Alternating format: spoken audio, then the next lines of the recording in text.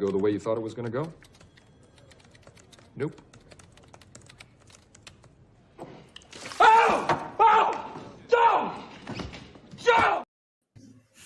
DJ Longhair here in house. What's up, everybody? Welcome to another MTG Roundtable. Woo! I love that movie. I was really trying to have a good, positive episode today, and a lot of people are complaining about the negativity, and we're just reporting on what's going on. So they gave us some juice, and then they're like, "Oh, by the way, we need our yacht payments paid, and we got pricing for Commander Masters, so joy." So I'm gonna try to be like as positive as possible, but good lord, like it's more than Double Masters 2022. What? Okay, let me get the introductions. I need to take a sip of this purple drink and wake up a little bit. Twiddler, how you doing, wearing Twitter. Twitter's gone. Twiddler will be. He's just looking pretty. He'll be back in a little bit. Pat the Pauper, how you doing, bud? Oh man, rocking and rolling. I've got to say, in all honesty, I'm pretty darn shell-shocked with the recent announcement. And I can say one thing though, DJ, about positivity. I will be absolutely positively not buying any of that product because that is so ridiculous. Oh my god. Yeah, Oh, we'll get into it. We'll get into it. And by the way, I forgot. I could have queued you in. Here you go. Don't move.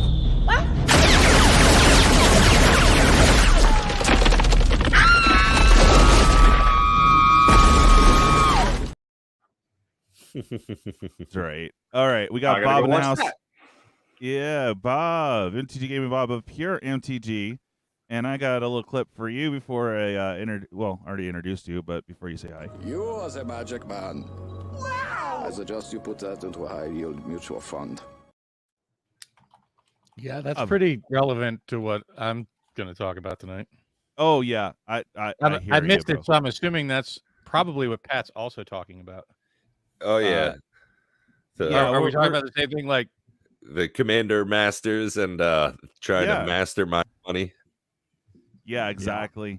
All right, well, Bob, we're gonna get heavy into it tonight, and show off the goods first, and then we'll bring the reality. I mean, it's pretty simple. Speaking of showing off the goods, I've seen this awesome intro for Prime 406. DJ, could you show me that one more time? Oh, but of course, I haven't even showed it you the first time. So here you go, introducing Prime. What's up, man?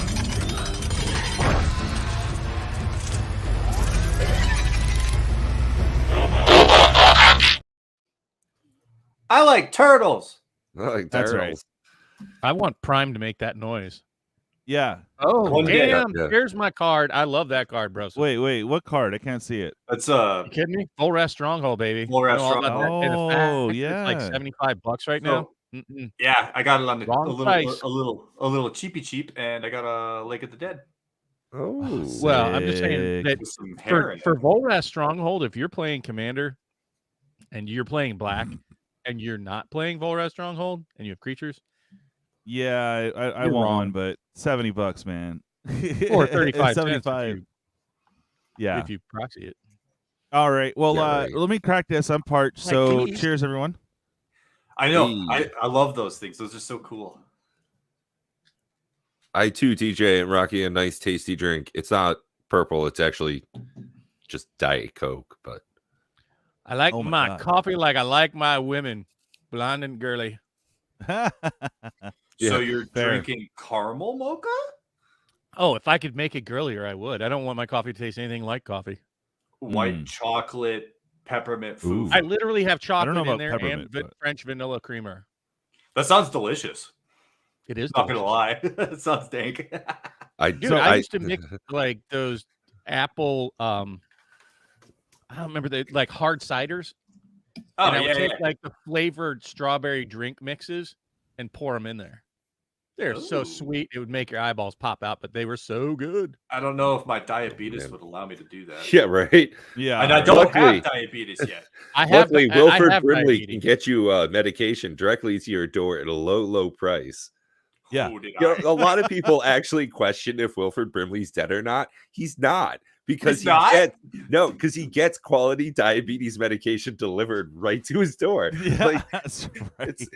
he actually supported a product that was good. Like he took the endorsements. It wasn't just about the money.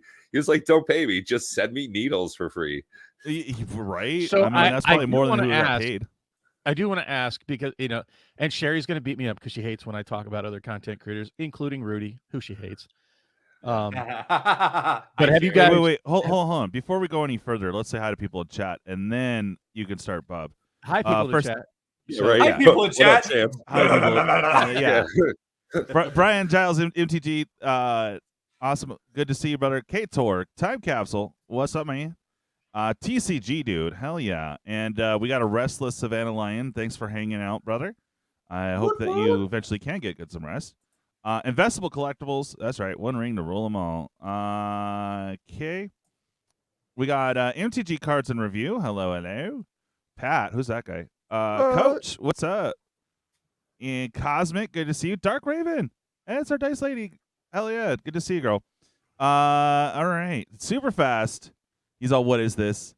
Did I send you the link, bud? Because I thought I did. If I didn't, I'll shoot it off to you. And Taichu Man, hello. And James Willis, good to have y'all hanging tonight. Okay, Bob, carry on. He says I was just going to ask, just as a baseline, so we're all kind of talking the same language. Sure. Have you guys seen Rudy's video today about the $400 set boxes? Yes. Oh, yeah. We were going to get into it. We're already like... I'm not bashing him because, if he's correct, that's not a Rudy thing. That's, that's just a thing. Mm-hmm. It's just a thing. That sucks. Him not realizing that... Can I get you demonetized already? Can I just start, please? Because I really feel I need to. I'm not... 30 minutes. Okay, I try to know the cussing in the 30-minute mark, but go ahead. All right. Not just no way are people going to accept $400 set box prices, but no way. Oh yeah, that's an astronomical price for a product that does not. No Magic product is worth that money to me. Like, that's the thing, is this is like the mark for me of what Magic product is absolutely just too priced. This is the example for me. This is the financial straw that broke the camel's back. The first thing I have to say about their pricing is this for sure. Stupid! I would say emotional damage, but... Yeah, right. Yeah, that too. Emotional damage! That's exactly how I feel. We're price sensitive right now. So let's think about just Commander Masters set. Period. Right. I was okay, Bob. I was excited, but we all just like when Twiddler has the prices up, but he's gonna be popping back in. But dude, what up, Tortoise? I'm not Tortoise? trying to bash here, but when I saw the prices, I was like, what the hell? Hey, I thought you said no cursing in the first 30 minutes. But it's your show. And at any rate, I mean, it was me.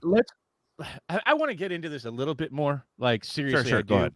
But I don't know. I mean, I don't know where I want to start with like the cards that we know about. So first of all, let's compare this to Double Master 2022. Hillbilly. Yeah, I think that's probably the most comparable product is somewhere between. Like to start there. Anger, good to see you. Right? Yeah. Go ahead. Oh, and let's look when they announced it.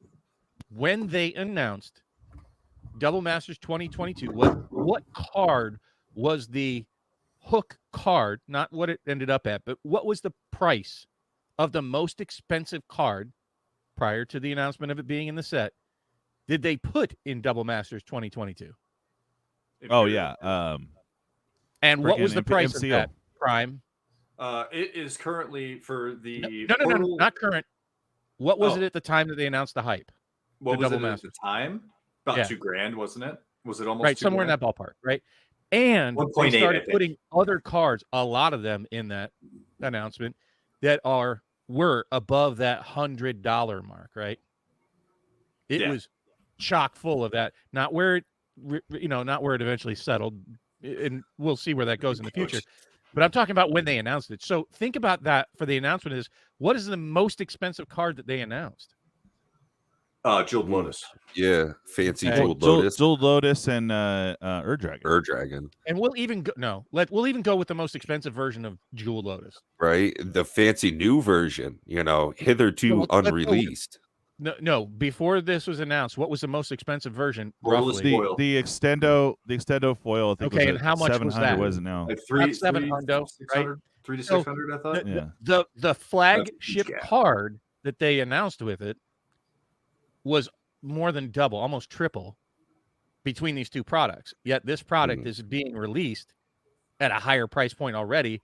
My guess is it's also going to be more highly printed because they have more Anger. SKUs. Right? We didn't have commander decks with double masters. We didn't have set boxes. Right. Well, so I'm glad I'm you touched on that, Bob. Very Is with the different product line, they are giving this the full treatment as far as the set goes. they Like you watchified said, it. they are doing set box, collectors, draft. They're doing 4 commander decks. And I've Full got to Monty. say, that is really interesting to me. That the commander decks are going to have up to 10 new cards in each one. This being a Masters set, it is almost only reprints. In Double Masters 22, first time ever a new card with Cryptic Spires. Yeah, Bob we'll and see I where they had go. chatted for a while behind the scenes. Hey, new cards in a Masters product? What the heck is this? Everybody just passes up on the subject. Well, now here we're getting a Masters, an actual Masters product, flagship with new cards in it. Up to 40 new cards in these commander decks. And that's just where- the commander decks. We don't know if And they're going to you'll stick something only else be in. able to get those new cards in those decks. So I think a lot of people personally are going to get really focused in on the sealed boxes. They're going to go for that route, where I think those commander decks are going to be a real big thing, specifically for me, slivers, because I'm a friggin' idiot. I just want that simple sliver game. I'll be honest with you. It was with the price tag. It's an immediate swipe left for me. Oh, Like, yeah. Let's And it think comes about this. out the weekend You're- that we're going to be in Indianapolis. It comes out If you're 8/4. buying- yeah. Yeah, if you're like, buying a $400 box, you're maybe just getting financially to $125 even worth not of cards. feel, booty raped. You're gonna need to get somewhere close to $400 in value. Right. Yeah. With But Jeweled Lotus is going to take way- a huge hit. I hate to say it. I have a couple. It's the one I love. As a matter of fact, I think, these are going to end up taking a hit because of this. Oh, yeah. But I mean, we knew. I it was thought they gonna already happen. went down. Heck, man, But I'm they going to have take a to hit go down because more. of this too, Bob. I'm going to do it right Yeah. now. I'll join you, Pat. Ditto. I'm just saying that $400. You guys know. You guys always like kind of poke at me like I'm a pseudo whale, dolphin, whatever. Yeah. Too rich for my blood. No, I Way don't, too rich Yeah. for I my don't, blood. I don't think so. I think you got a point. Like, you remember how before with Magic 30, you said they had to price it accordingly to the value? I think they're trying to do that here because they know what they're printing. I'm not seeing it so far. You're talking about a flagship card that's $700, and then the next one is $100. Well, we haven't seen the spoilers yet, but right now they're flashing up the cards that are worth more than 100. Just saying, it's I'll be honest. I think we're probably going to see some pretty crazy stuff in here. I think we might see stuff like Edgar Markov. I think we're going to Yeah, I was see just gonna say, like yeah. a whole line of big booty bangers. here's the that's- problem you have with Edgar and the Ur-Dragon. Number one, they're commander cards, right? And Yeah. a commander masters in and of itself is not needed in any other format. So you need one ofs in a highly expensive set. Yeah. So you're not going to have people trying to get four of for modern or pauper or pioneer or 100%. whatever they're Yeah. playing. This is all about EDH, and EDH players only need one copy of the real deal. Mm. Right. I It's a don't think it's going to go as well as they expect. It's a double-edged sword too, because if people wanted to buy to flip, and that's all they wanted to do, where are they going to buy to flip when the price just shoots down? And if you don't make up your $400, you're just going to. Oh, I agree. That's what I'm saying. I'm not like the price tag on this is absurd. Yeah, and paradoxical with and to Bob's point, you know, as someone who opened a decent amount of Dominaria Remastered, me and a buddy had a box. We had a great time opening it, making some cool decks, upgrading our plays, and we noticed a lot of track printing. You know, you get a Sylvan library, and then you get another one right after it. Now, as a Commander player, you know, Dominaria Remastered, there was a whole lot of track printing. We've seen that in a lot of products where, well, it's not even a very expensive card at this point. Yeah. Like, that's the whole thing, is we're going to see that with Commander Masters, is so many of the staples are just going to go right to the floor. That's what we see with every reprint product, which as a player, I'm a huge fan of this. I guess it's that little bit of early FOMO where, man, I wish I had a bunch of this to open and get cool cards, but I'm going to be a lot happier 100 days afterwards. Come Christmas time, this shit's going to be super cheap. All the singles are going to be on the market, and I'll be way happier. Like, this Jeweled Lotus is going to cost me 38 cents. That's what I'm really pleased about this. Right. 38 cents. Well, beyond that, what I'm saying is, like, the reason Dragon is so expensive is it's only had one printing in a Commander deck. Right. Yeah, super rare. I'm not gonna lie, I kind of like that borderless. Oh, so do I. But are you breakout gonna like it frame or if it whatever. costs you $800 to $1,200 to get it? No, Right. So, and that's 3 I'll just boxes. buy one. Like, you know? it's going to be ridiculously hard to get and over. It's just it's going to be nope. Unless it's like Edgar Markov, Mana Crypt, you know. Edgar Markov is yeah, going to be Mana Crypt, another one, right? Unless there's something that else. many. You don't in the Magic community in toto in its completion. You don't need that many Edgar Markovs or that many Dragons, or for that matter, that many Jeweled Lotuses. Correct. In the Also, world, because they are Commander specific. Well, I just want to point something out. Look at the numbers. Oh, they're stupid high. They're 4 digits for the first time, I think, ever. 4 digit? Oh crap. Yeah, 0396, 06. 0702, 0611. Holy shit. But I want to point out, you know, one of the differences with Savannah Line, and I'm glad you brought that up with Mana Crypt. Mana Crypt is needed in multiple formats, number one. Yes, I think in most of the formats that it's allowed in, it's a one of, right? Ooh, I'd actually like to give a shout out to Brian Giles right there at 814. Invest in more Lorcana. It's I didn't want my to go man. there. Yeah, it's like as they said in Rick and Morty, my man. Yeah, but yeah. With Mana Crypt, first off, that is a key CEDH staple card. Yep. Edgar Markov and the Dragon are not. Correct. Mana Crypt goes in. Mana Crypt goes in literally every deck. I can't think of a deck that it doesn't help. Right. Dragon, even Jeweled Lotus. I'm sorry, they just, as good as they are, they don't help every deck. They're very, very specific. Yeah, and I mean, what Jeweled Lotus is 3 of your commander's colors, right? So So what if you have a commander that first off is only 2 mana, or is the Dragon? or well, you can't use it for that. Help. That You sucks. can't. It's 3 mana of one color. Right. So it's basically you can at least use it for the colorless. You use it for one of the colored and 2 of the colorless. But there are commanders out there, 2 colored commanders or 3 different colors. There are so many commanders. I play Trelasara. It doesn't help me. It's a green and a white. Right. Yeah, exactly. Like, unless it's tied already. Like that's what I'm trying to say. Yeah, like it doesn't help. It only helps monocolored decks. But I honestly think that we're gonna see a lot of reprints of a lot of really crazy powerful cards, and it's probably going to be just the price tag that's going to hold people back from getting at this product.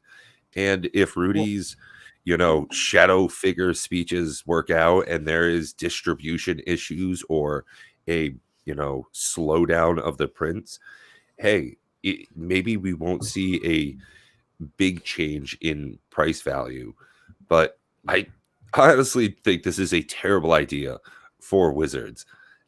We just had Dominaria Remastered. It was like 5 weeks ago, and they're going to do another Masters product. It's just, Rudy says, every year they do it. Yeah, well, it's going to be 2 this year, so fuck off. Well, you know what, Coach? You'll be able to see that because we do intend to play and record it at Gen Con, so tune in for that. That's right.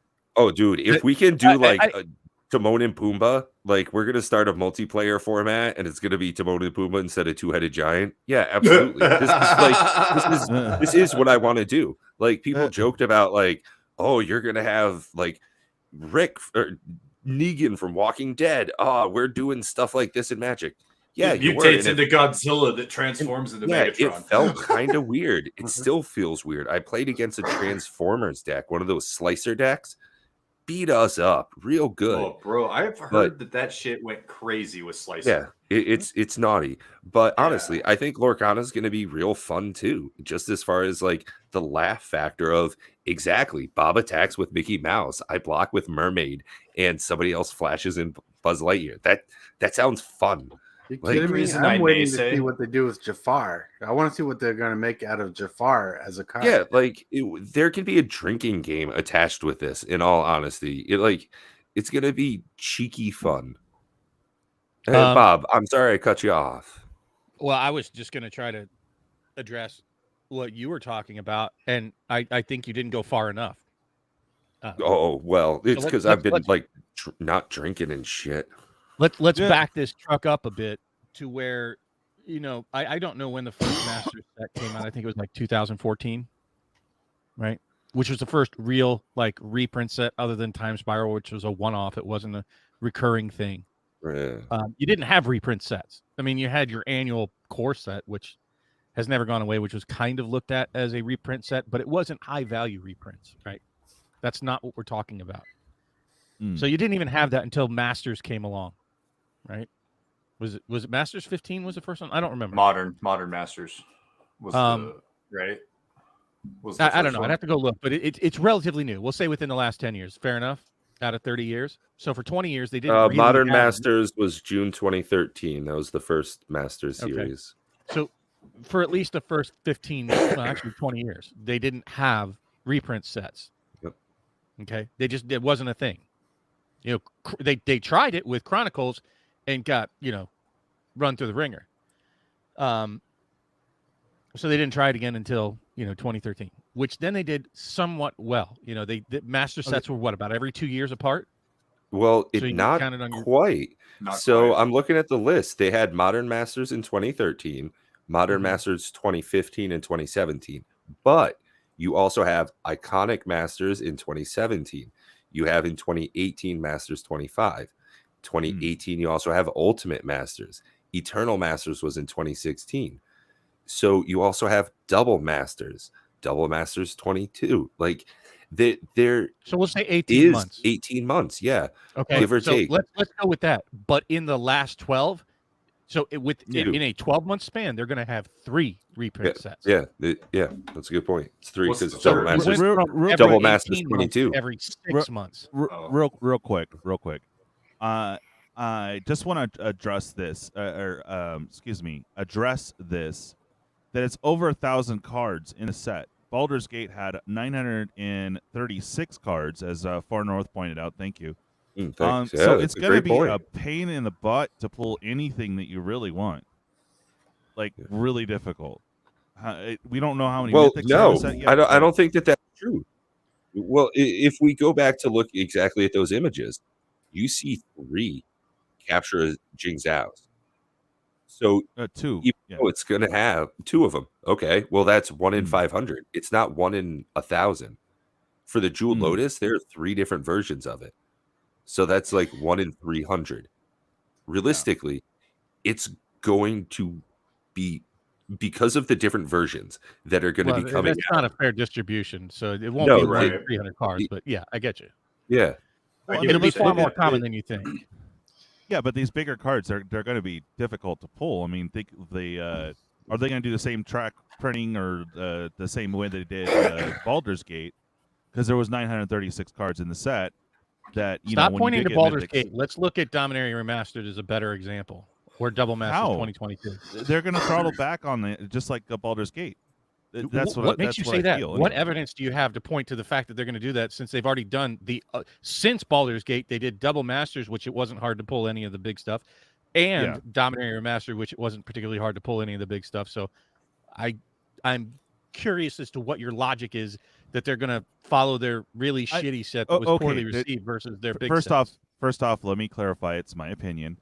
Secondly, I'm still burnt from Baldur's Gate. So, like, Double if they do Masters anything 22 like that, had 579 cards in the set. yeah, so it was easier to pull stuff. What? 579. Double Masters 22. Okay. So I'm just saying, number of cards wise, it was slightly easier to pull stuff. 936 was impossible to pull, particular cards, especially since they throttled back on the Mythic Dragons. So I mean, are they going to do the same I think here? that's just the real issue. I'm a little concerned. That's all. I think that's the issue. I have no clue. Where do the frequency of printings come in? Where there are an incredible amount of planes that seem to show up in our packs. We get a whole lot of these bulk rares. Man, I see these all the time. But when it's a rare of a different kind, something that's good, we don't get a lot of them. So I think we'll still see that issue no matter what the set size is. Right. And they said also two, so about at least 2 rares, right? So you got Double Masters there, but then you go back to 2 to 6 rares. Yeah. If you go back to Baldur's Gate, that's a great point. If you go to Baldur's Gate, you got 2 to 6 rares. Yeah. You have to subtract 400 cards from that because that's what's in the commander decks.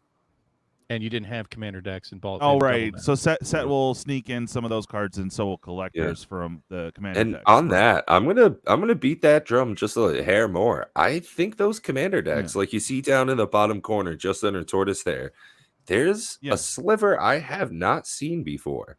Yeah, and I took a pic. I had a picture. It disappeared. I'm sorry. I just have Eldrazi during enchantments and the Super Friends deck that I was able to show. But here's the on the enchantments. Yeah, right. I think there's going to be not just reprints of great cards. I think that's going to be great. Everybody's going to love that. But you're also going to see new stuff too. Like, I'm excited for that portion of it. I think that's the only part of this set release I'm going to be interested in buying at all. Is just some of the commander decks. I'm hard passing on all of it, including the commander decks. I have a quick question. Wow. Does anybody know what the pack is going to be like? Like, is it going to be like a double master pack, a single pack, guaranteed? They have the breakdown.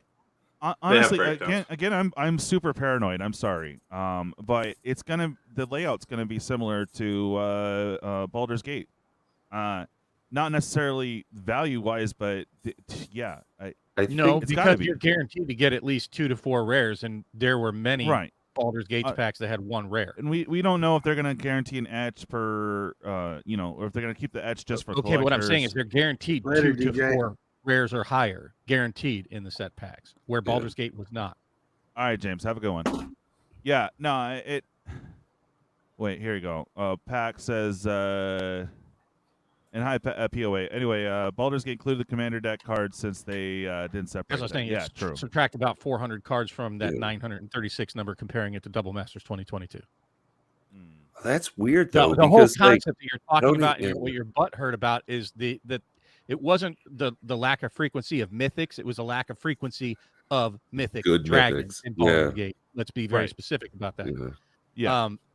So that's just your personal butt singe, but when it comes to were mythics more rare, just in the case of those dragons specifically in a single set, I can't imagine that they would do that in a reprint set. Those were first printings of those. First of all, this is a reprint set, so you're going to see a lot of these cards, and it's because it is so specific to Commander. You're going to have these they're going to take a sharper nosedive in loss of value than most other master sets, is what I'm going to say. because of the yeah. nature of them being commander only. Yeah, Right? I'm right there just with you. Don't need as many. When you say, "Man, I really need that Ur Dragon," are you saying, "Man, I really need 4 of," or even think I want 4 of? That? Oh yeah. No. But when you Okay, say, so I gotta Ledger be honest. Shredder, I need 4 of them jokers. The thing that's Wandering Emperor, really I need 4 of them jokers.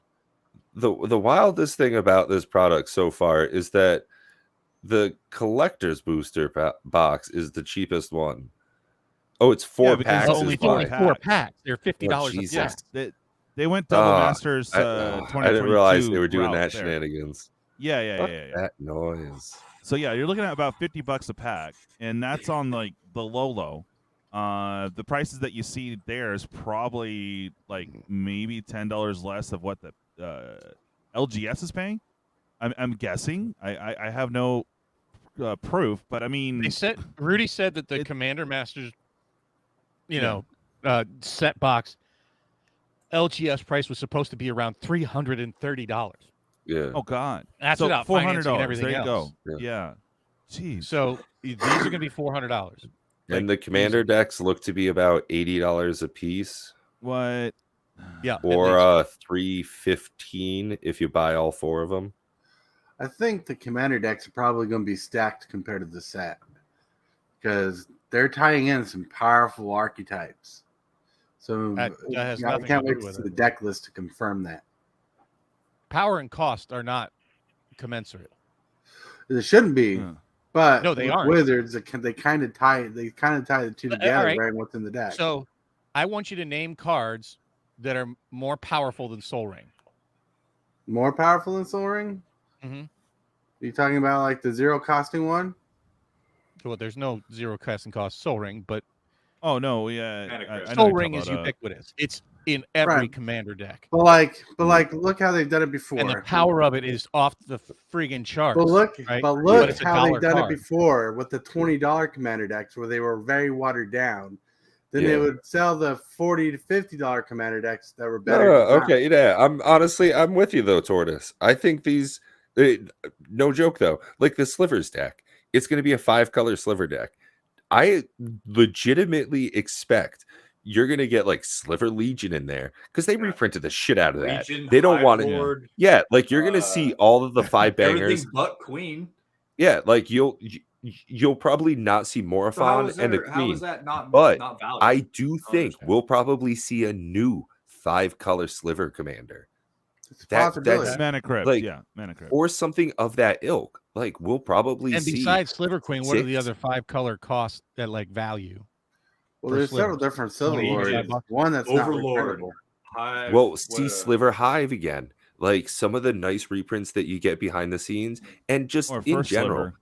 Like I'm a big fan of the tribal theme, like doing it for elves, doing it for goblins, the whole jam. And Slivers has got a lot of that stuff to it. So you'll see stuff like Coat of Arms, all those great staples that go along in theme decks. So this one, it All right, get this seems like Walter guy out of here. We need to reprint a Sliver Queen. Shame on you. no, I'm 100%. Yeah. You can't, Walter. I was just gonna say, because Walter. you're reserve list. No. Reserve So, list, yeah. so that's the thing is they're gonna reprint these commander decks with a different back, so it will have Sliver Queen. Suck it, bitches. That'd be interesting. Right. Like, So I mean, Pat, I know you have an affinity for slivers, and I like Yeah, slivers too. I'm a simple Of them, boy. the two decks that appeal to me most are going to be the Eldrazi and the slivers. Yeah. But that doesn't mean that they're going to put expensive cards in them. I'm no, sorry. I'm even talking if about they they're going to do- make them play even if value they do, good. and even if they do, you'll have the Goldspan Dragon effect because they put it in the Stompy deck, the Gruul Right. Stompy, and it just absolutely submarines the value of the card because Well, you're guaranteed to get it in every product that you buy. It's not a random chance in a box, Yeah. right? It is a guarantee in a $40, $80 pack, right? Hmm. Those prices cannot hold, especially if they put them in these precons. Right. They will But bottom out. But here's what we know, right? What we know is when they come out with a set of commander decks in a set like this, they're built to be battled against each other. Well, So there's however no they set design like the this, decks, so I want you to call that's I want you to however back they that up. design the decks, the slivers have yeah, to go with against the 40K, Eldrazi, the channels yeah. have to go against the slivers, and Hold- all that kind of hold on. jazz. I need you to qualify what you said, because when they print commander decks in a set like this, there is no set like this. This is the first of its kind. So what do you mean by that? Well, like when there's a set like when they this. push This is just a commander different name. decks to be Come on. sold together, like they even Pardon? said this on their videos, and this is how I know that is when they design like when I say the set, like not the box set, I'm talking about the pre-con set. And when they build pre-cons together, they make them to be able to battle each other. Right, on the More same even power breadth. level. So you mean Okay, like they did with Strixhaven, because those are super valuable? Yeah. Well, it's because they're equal to each other. Like when what they I'm made saying be equal to each Yeah. other. Okay, same thing let with me the pause Warhammer this real 40K quick. decks. Let me pause this real quick. Twiddler, first off, I got a clip for you. He is a twiddler, a dreamer, a silly heart. So I'm There you going to go. debunk that and say that the Commander 2019 are completely disproportionate in their power levels. I'm going to say that Strixhaven, when they and that was a set of 5, and Strixhaven, I think there were 4? Is that correct? 4 commander decks with that? 4. Nobody gives it. 4. It's Flying fart. 5. They all suck. 5. It is 5. Yeah, because 5 of the free. Because I remember there was a dip where they did 4 only for a while, then they went back up to 5. Well, I'm just saying, because Strixhaven had exactly what you're talking about, and those decks, worthless. Right, and Well, they were except for all the one worthless. card. Well, that's the thing, is that they were all equally worthless. I think that's the point that Superfast is each of trying them to had one But card, we just don't like know the what any of the 19 values with are the going to be dock on side. these commander precons, because we haven't seen any of That's the why cards I that are in there. said I can't wait to see the deck list to confirm. yeah, what the I'm saying. lineup. Yeah, I'm with you. I gotta say the commander decks are far more interesting of a product than I agree anything with that else of statement. this. Yeah. They seem more appealing, but not necessarily because they're commander products or because of it being a sliver or an Eldrazi. There's other archetypes they could present. I think Real would quick, be- so that we're on the same page as far as what pricing is. Twiddler, I'm gonna blow you up here. You want to put those prices back up? Oh yeah, Now, absolutely. where are these prices from? I believe, if I'm not mistaken, it's from IGN.com, Okay. and they are referencing stuff directly from Amazon. Yeah, I've got the Amazon page pulled up. So there you go. Yeah, it looks like, oh, that's weird that the collectors is cheaper, but no, keep in mind it's just 4 packs. Yeah. Correct. It Correct. actually shows $229 right now on Amazon. Does it? And So that's not updated yeah. properly then. And it's Okay. marked as bestseller. Oh, yeah. yeah. I bought them. I bought 6 of them today. So God, see, you're the problem, Twiddler. I know. Damn me. Oh, is it half an hour? It is. Yeah. Okay, good. See, everybody's like, "Oh, Bob's the whale." No, it's Twiddler. He's the one Sorry, I buying screwed up all my of it. roll. Yeah. Look at all those secret layers behind him. He's the one. Yeah. Okay, so yeah, we have the earlier price of 194 already up to 229. Go ahead and scroll down. Oh, sorry. Secret liars. Oh. All right. So that's up. The drop box is probably going to be what, 320 online now? These are probably more expensive. So So let's see. Draft is 313 and set is 360. okay, so it hasn't moved. Probably the collector moved because it's selling a lot more. Yeah. And Well, the commander yeah, decks it's are of the listed at cheaper of them. $950 each or $315 for 4. Kat had a question, and yes. Right, Twiddler? Pre-orders I'm are open for the game tomorrow. Hey, listen, if you don't mind, since Catherine is asking, let me pull this up real quick. Tomorrow there is a special. If you pre-buy, it doesn't matter how many you pre-buy, you're automatically entered to a pre-game bundle duck race.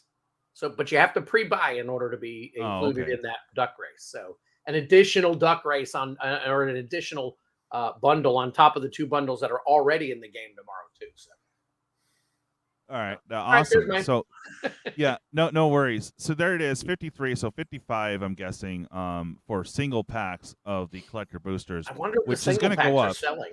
And I'm just thinking, Bob, if you are correct at saying that the set 53, booster yeah. is above the price of it is on Amazon, as that's what they have to buy it for. What? They Did I have to misunderstand buy what you said? what Rudy said is that the LGS pricing is 330. What?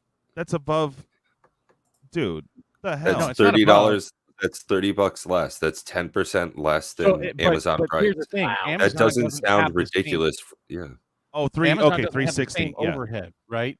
right. You know, No, they don't have it's- to have. First off, Amazon Yeah. doesn't have to pre-buy anything because it is the Magic store. Right? Yeah. It's coming Right, from right. Magic. Yeah. But They're the going to try and game scoop stores up as much have to money as they buy can. ahead I'm of sure. time. You have the overhead of the distributors. You have the shipping. You have the store they have to keep it in, the security, the people they have to hire for it. So in order to sell it at any kind of profit whatsoever, they can't sell it for $360. No way. They'd be selling to break even. It'd be like Plus they have $400, shipping like and you said. taxes they can't do those it. prices are sold by Amazon.com. Yeah, Walter. I was going to address that with Walter too. Yeah. Oh, there you go, Twiddler. Cat's on it. Yeah. Yep. So yep, it's I got it. you I know, didn't want to interrupt, but thank you, Catherine. Appreciate it. So I got a bunch And- of pre-buys already. So go ahead. I think another thing that people Walter, don't really real quick, that's the Go ahead, Amazon pricing. So, or roughly It's close Amazon to. selling it, not through somebody who is selling it on Amazon. right. It's Yeah, not Yeah. your LGS selling on Amazon. Correct. It's No, direct no. from them. And Right. to a certain point, a lot of people don't realize that the original Xbox and PlayStation both sold at a loss.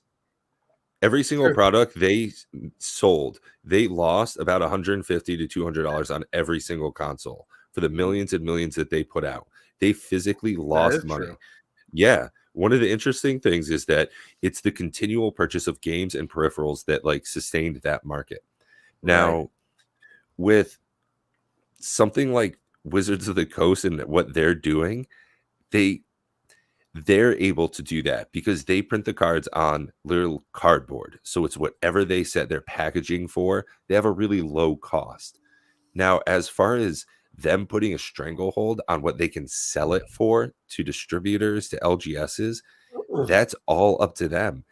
And it doesn't help Wizards of the Coast to have LGSs.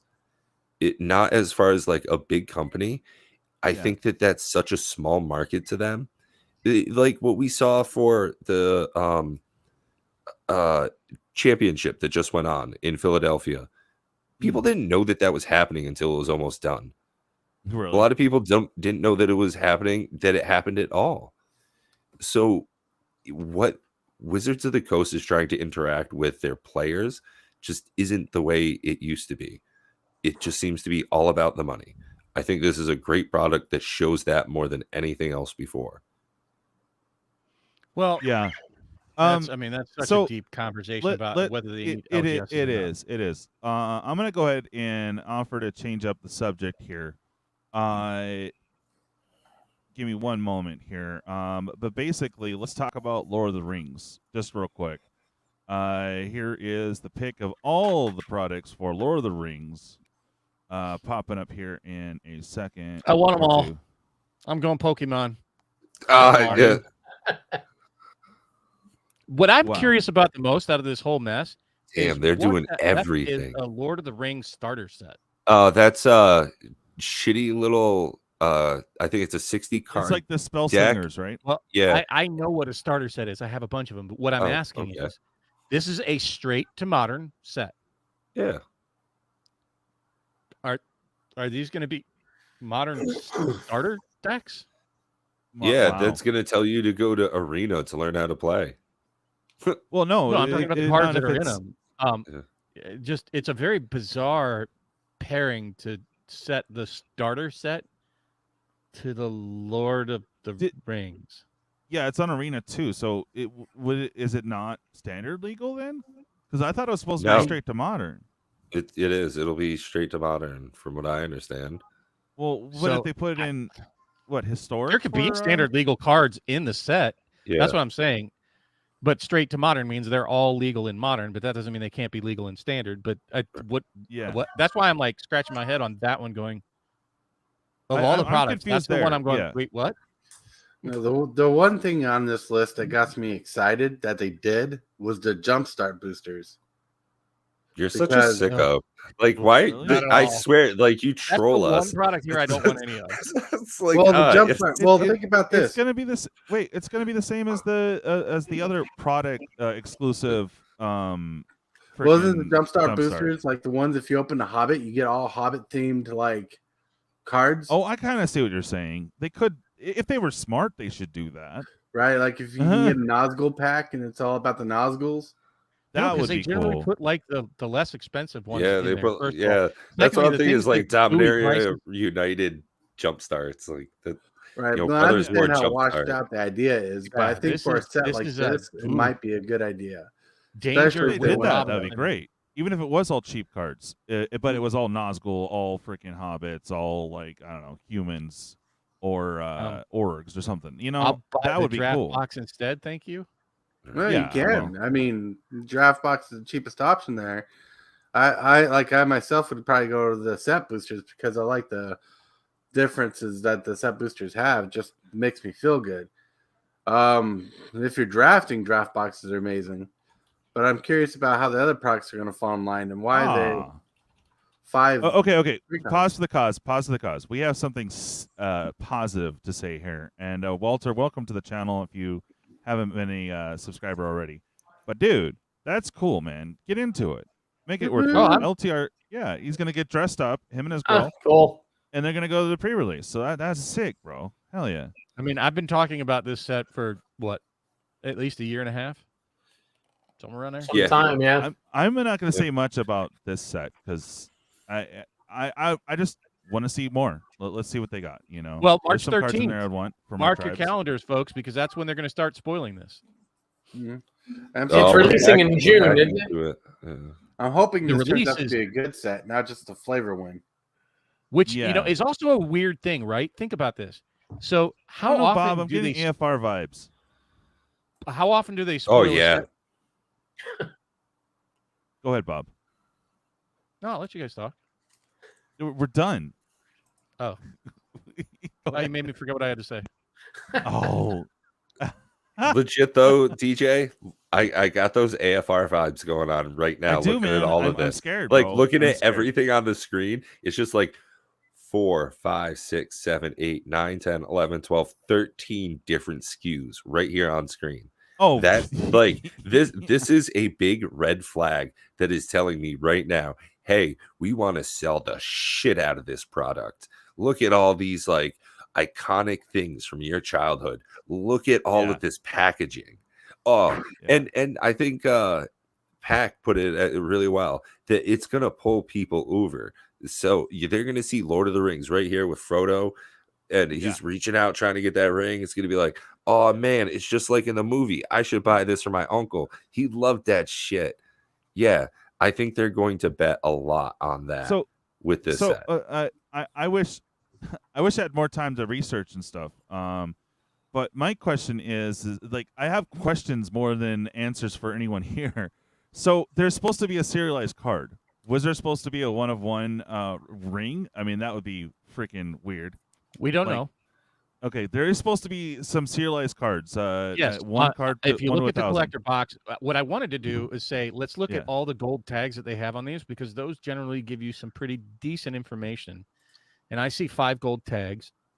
Okay, go. Can you pull it up, Bob? Or No. oh, What is it? The Jumpstart, Who's the got the green pulled box, up? the Zoom set it in. boosters. Yeah. Just zoom in. Control. You wish you scroll. did a full Transformer set. There we go, Pat. Okay, hold on, Pat. So we don't need to pull up the gold tag on the Jumpstart. I can read that. Shuffle 2 and play. Who gives a crap? I know what this one says because this was spoiled on Jake and Joel. And it says may include serialized ring card. Interesting. Are they going to have a set of rings? Are they going to have a one ring? Curious. Very curious about how this is going to roll. Yeah. And it looks, if you count the packs, like can you zoom super in? Like I think no, I'm only counting 10 packs.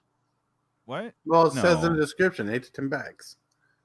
Does it Contains say- 8 to What? 10 Contains no, no. 12. No, it says, but if you count the packs, there's only 10, It which is says weird. Well, no, it contains says there's 12. 12, Bob. There's No, 12. but I mean, if you zoom in at the top, there's only 10. No, you just Oh, need better yeah? glasses. That's it. Yeah, 6 on each side. Yeah. No, count again.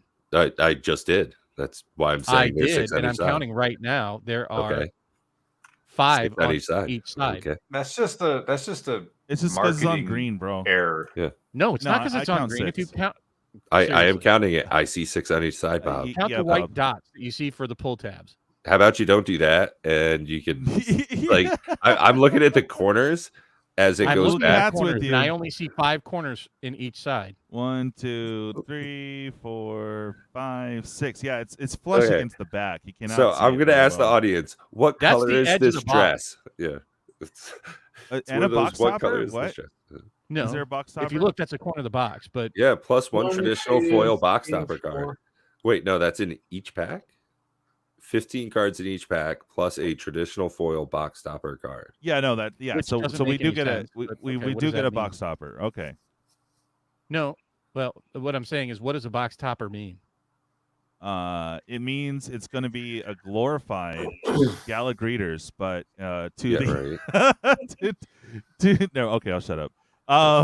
So what's our next one gonna be here? What are we looking at? Oh yeah, The Look at that bundle bundle. gift Look bundle at is the so bundle pretty. gold tag. What does that one say? No, not that one. That now one right with there. 8 set boosters. Well, that's not now. That's been that way for Yeah. 10 sets. Ooh, look at that Yeah. price jump too. It's like Mitch Hedberg said. I used to do drugs. fucking me. Yeah. Oh, dude, yeah, they look funny as shit. Like they're all. As I was saying, pack opening at it, it's going to be like awesome Gala Greeters art. It's going to be They're a all Hobbit like instead. kind of That's- cartoony looking. Well, that's What are they doing? more akin to. It's like, hey, bro, don't grab me there. Yeah, that's what Whoa. I'm saying. I'm Yeah. like, he's like, hey, can I have some Cheetos? That- No. Oh, and you can see Sam way over here, just like, oh my god, I'm so calling the police on what I'm seeing here. Yeah, no, he's all like, let me get my camera. Hold on, this looks Whoa, erotic. I wanted to touch Mr. Frodo like that. Where he's trying to get the ring off his hand. Yeah, Or- what's yeah, the bet? or What's I the will bet? not They're gonna have marry you. uncommons in the box topper mix too. Oh yeah, Okay. that's yep. I don't know. I definitely want to see a lot of it, but I you know, just the id in me wants it because Lord of the Rings is my favorite IP. Oh, But yeah. seriously, I will. Well, can you look, wait. Pat? What's Go that? ahead, Bob. It's okay.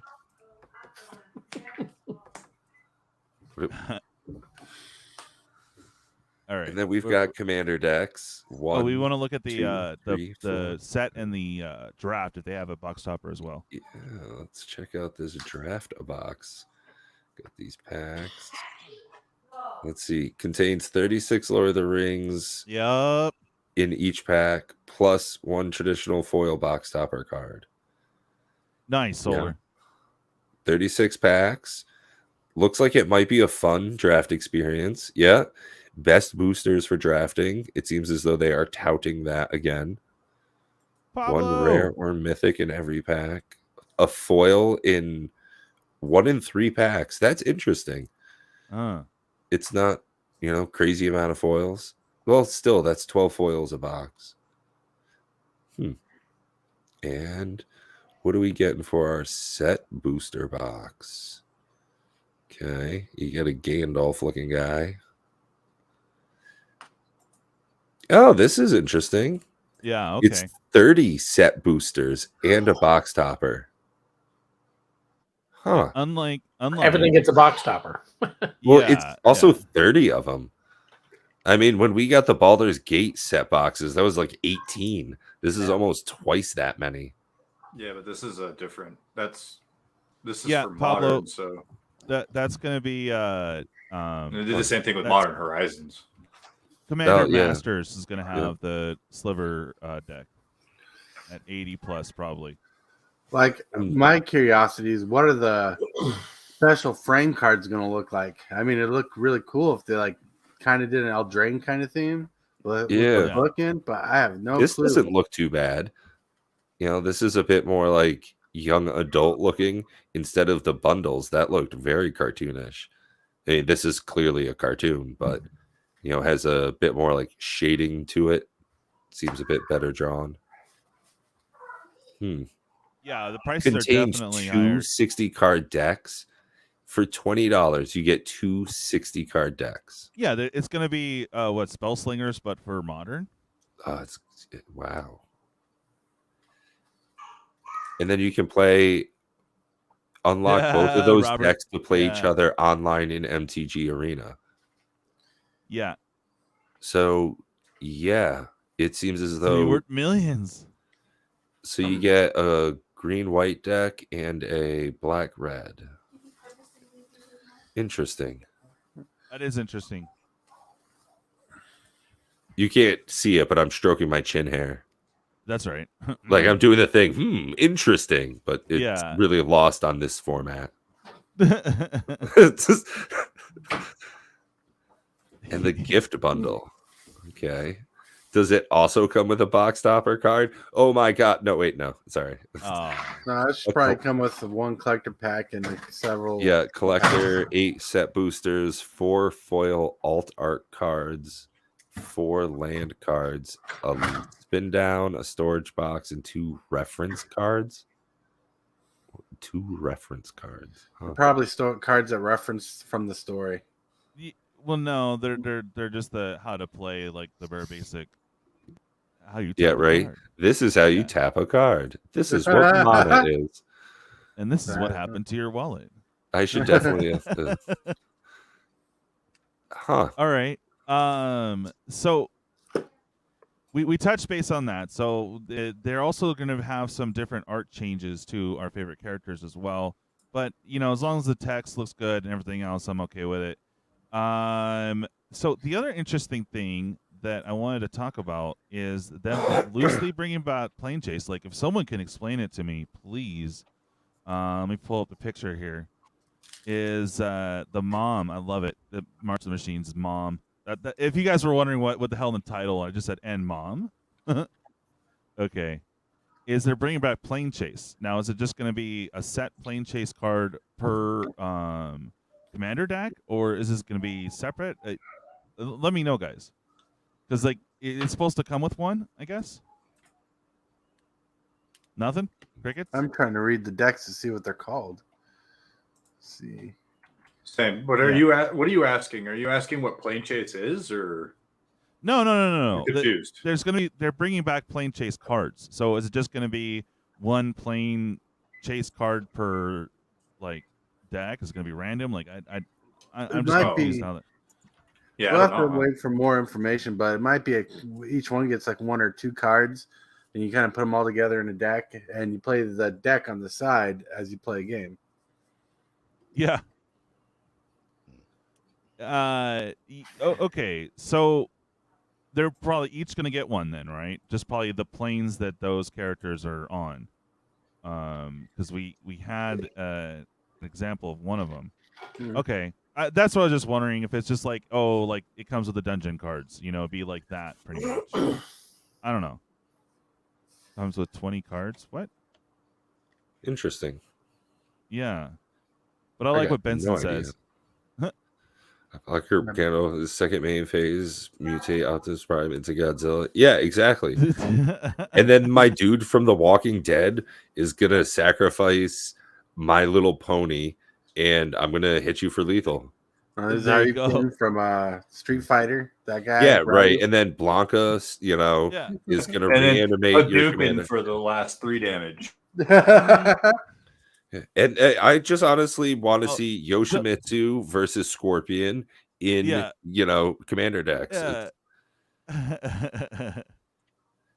Oh man, this is starting to get really dumb, guys. Yeah. Really. Anyways, I'll take this down. I was just curious about that because it said it's going to have Plane Chase cards. So I don't know. There'd just be we don't have. None of you guys know much about it, right? I'm not particularly familiar. I think Bob might know a bit more than I do about it. About Plane Chase? Yeah. Are you talking about the gameplay of the cards or just the product? So usually you get a dice that has like a Plane Chase symbol on it. And if Bob wants to take over, I'll let him. Do you want to take over, Bob? No, it's okay. Go ahead. Okay, so stop it, Bob. so there's like a like each card has like a static effect that remains in play until the card is moved. And each turn you want to use it, you roll the dice, and if you want to roll again, you pay 2 mana. And if you roll a plane chase die, that you move the top card of the deck down or out, however you want to do it. Then a new card comes into play. You follow that card to the exact, and it continues to do a different effect as people roll dice to try to change the plane chase again. So, in a nutshell, you're basically changing the terrain of the game as you're playing it. And I understand. I understand the plane chase card. I was just like, I guess Far North and Brian say each deck has 5 reprints, and 5 new planes. Oh, nice. Okay. That's awesome. So I wonder if those are going to be randomized at all, or if it's just going to be you need to buy all 5 to get all the plane chase cards, and you're good. Yeah, if you loved plane chase back in the day and you want the cards, this would be a good time to scoop up all 5 of those decks. Oh, Walter, bet. I'm down for that though. I like Star Wars. Okay, Bob. Yo. What are you doing? Sorting cards. I was gonna say he's making a sandwich. Yeah. Why, what's up? That's cute. Okay. No, you were about to say a couple things earlier, and now you forgot, huh? Yeah. Okay. Words. Fair. Okay. So, what? That's a lot of information to like really digest. Super fast. What do you want to pick apart right now? Like that. Like, I don't know. There's a lot of product for all of it, and it's just like, wow. I kind of want a little bit of all of it, but like, I don't know. So to be honest with you, like when spoiler season started with oh my lord, what's the name of the set coming out? Is it the March of the Machines? Yeah, coming out with spoiling cards. It looks saucy and everything. Then they started spoiling everything else with the plane chase cards out. Then honestly, my poor ass saw the spoilers for the Commander's Masters and made me about forget everything I just saw because that looks like an exciting set. But this is before I saw the price tag on these sets. But then I saw the Commander decks, and oh my lord, the Commander decks have me intrigued. They all hit things of the past that we love and things I love personally. Like we got the Eldrazi's coming. I'm so curious to see if it's going to be worth $1. Same with the Sliver deck. But mainly me, the enchantment guy, wants to see the enchantment deck. So yeah, I want to break down, like yesterday Bob said something that got my attention, that they have 3 sets of reprinted sets are coming out, and that doesn't look good, and that's got my brain tied too, because I'm so curious to why we're getting so many reprint sets in such a short amount of time. So there's a lot to take in if you understand what I'm saying. Yeah. No, and it's funny too, K-Tor, because they have the IP already. They totally could make a Power Ranger set. I'd be down for that. See what a Megazord does. And then Doctor Who's coming out still. So don't forget, you can have your doctors pull off your combos. So then we have Assassin's Creed coming out too. I'm thinking that would be Secret Lair though. So is Doctor Who, I'm guessing. Who knows? Yeah, it's definitely back to the status quo of set after set after set with no breathing room in between. And I think it's going to continue that way for quite a while. I mean, the only reason we got a breather for a little bit is because they pushed back a couple of releases by just barely weeks, I believe it was. And we're in the full swing of it again. Yeah. And again, for me, like I've said before, Bob and I have talked about this a number of times. You know, you got to be smart with what your purchases are going to be. Just because there's a lot of really cool products doesn't mean you have to buy them all. The more things you say no to, the more things you can say yes to. Be smart about where you're putting your money at. Right. You know, like I said, you know, with Commander Masters, that comes out while I'm going to be in Indianapolis at Gen Con 2023. So it's like, oh, hey, do I want to buy 2 boxes of this or have the time of my life, you know, on a trip with buddies? It's a pretty easy side of the scale to figure out, you know? Oh, yeah. Right. Well, see, Commander Masters got me excited, not only because it's a Commander set, but it comes out my birthday month. So I should be able to buy that in my birthday suit. Hell yeah. So, Bob. Yeah. What are your feelings on Lord of the Rings so far? You'll have to qualify that question a little better. Well, do you I mean, mean, what you are my were feelings? super excited for it before. I mean, are you still?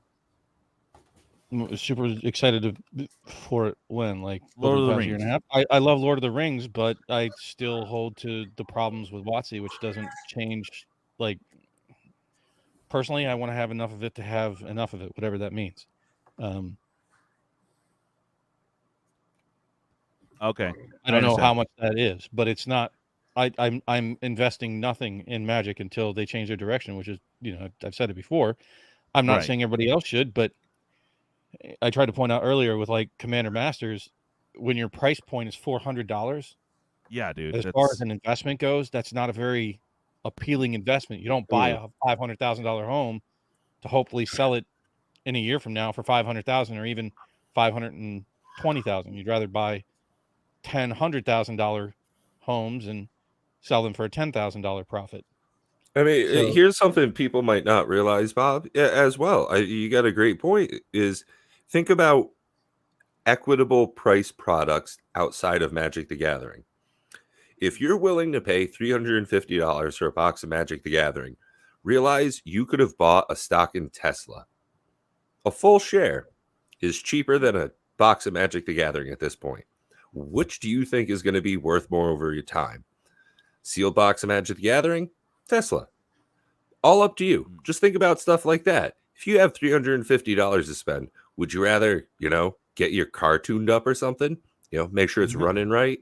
Pay your insurance for 6 months ahead of time. You get a price break if you do that. If you got the money to spend on Magic the Gathering, make sure you've paid all your bills. Make sure you don't have a single lick of debt in your name. Make sure you're financially set and you're not just going, ooh, look at these cool cards. There you go, Robert. Thank you. Yeah, I mean, that is financial advice, like that I Bob, know go you ahead. can say on YouTube. Pat. Bob, please go ahead. That's okay. Go ahead. No. You were about to say something. I'm not trying to. Yeah, I honestly don't remember what I was going to say. It's fine. Oh, okay. I'm not being a bitch. I'm just saying. Go ahead. You were about to say something about which I asked you I don't know earlier. what I was going to say, honestly. We were talking about Lord of the Rings. It's fine. Don't worry about it. You don't have to coddle me. I'm 51, not 15. Okay. You're 51? Yeah. Holy smokes. So I had a How old is question. That's fine. World's on fire. It's fine. Twiddler. Okay. Yeah. How you doing? I'm doing great. Just listening. So as you have your games and your pack sales, I mean, we're gonna have a good variety hit us here soon. But what are you thinking about the Commander Masters? Because it's gonna be a hot product, but I mean, at that price point, are you gonna what are you gonna do? Yeah. What I've noticed Justin? about most products recently is that there's not a lot of interest in anything other than, this is just from what I'm seeing in the collector packs. I mean, I get some set, some set interest, hardly any draft, no questions about commander decks, anything like that. Nothing. So the only thing that really interests me is at this point in time are any of the products that have an extreme chase in it, because that's what people seem to go after, if that makes any sense. Yeah, I'm just worried, man, because you already got Amazon and other things. It's just like buying these boxes, though. Like it actually seems like the collector's an easier entry point than the set box. I 360, disagree. So what, 400? Really? Okay. I mean, I think that a lot of, and he has a valid perspective based on his audience, his specific audience. Right. To be quite frank, it's the scratch off and win audience. Right. It's not somebody who's investing with the intent of sitting around Prime, looking at sealed boxes sitting on a shelf behind them, gathering dust and accumulating value, which is a very different concept and idea, and therefore a very different perspective over a longer haul.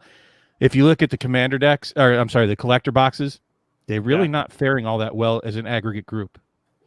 Right, right. For an investment. So I'm very, like, those are my least interested, with the exception of Brothers War to a slight extent, though I had the concern about them having 64 serialized cards. I hope for Lord of the Rings, I really hope it's, I mean, if it was a 1 of 1, I would be to the moon. If it's a 1 of 1 serialized card, there is only one out there, right? Period. And it's a 1 of 1, and it's the only serialized card in there.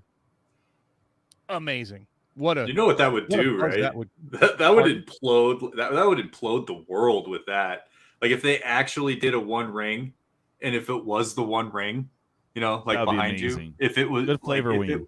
If they fucking did that, the world would probably lose their shit. And I think that would be just outstanding. Yeah. But I mean, I literally think you'd have people like, okay, does anybody remember like LA people getting shot for PS3s when those came out? I'm seeing that like a billion times over with something like that. Okay. Just but like I said, I 99.9% guarantee that they're not going to do that. I know. But what I hope that they don't do, and I'm dreaming. I'm really hopeful that they learn, because they don't seem to be. And that's why all these people with all the stars in their eyes until the bills come in and they realize, well, shit, my card. And that's what reprints do. Let's just be super clear.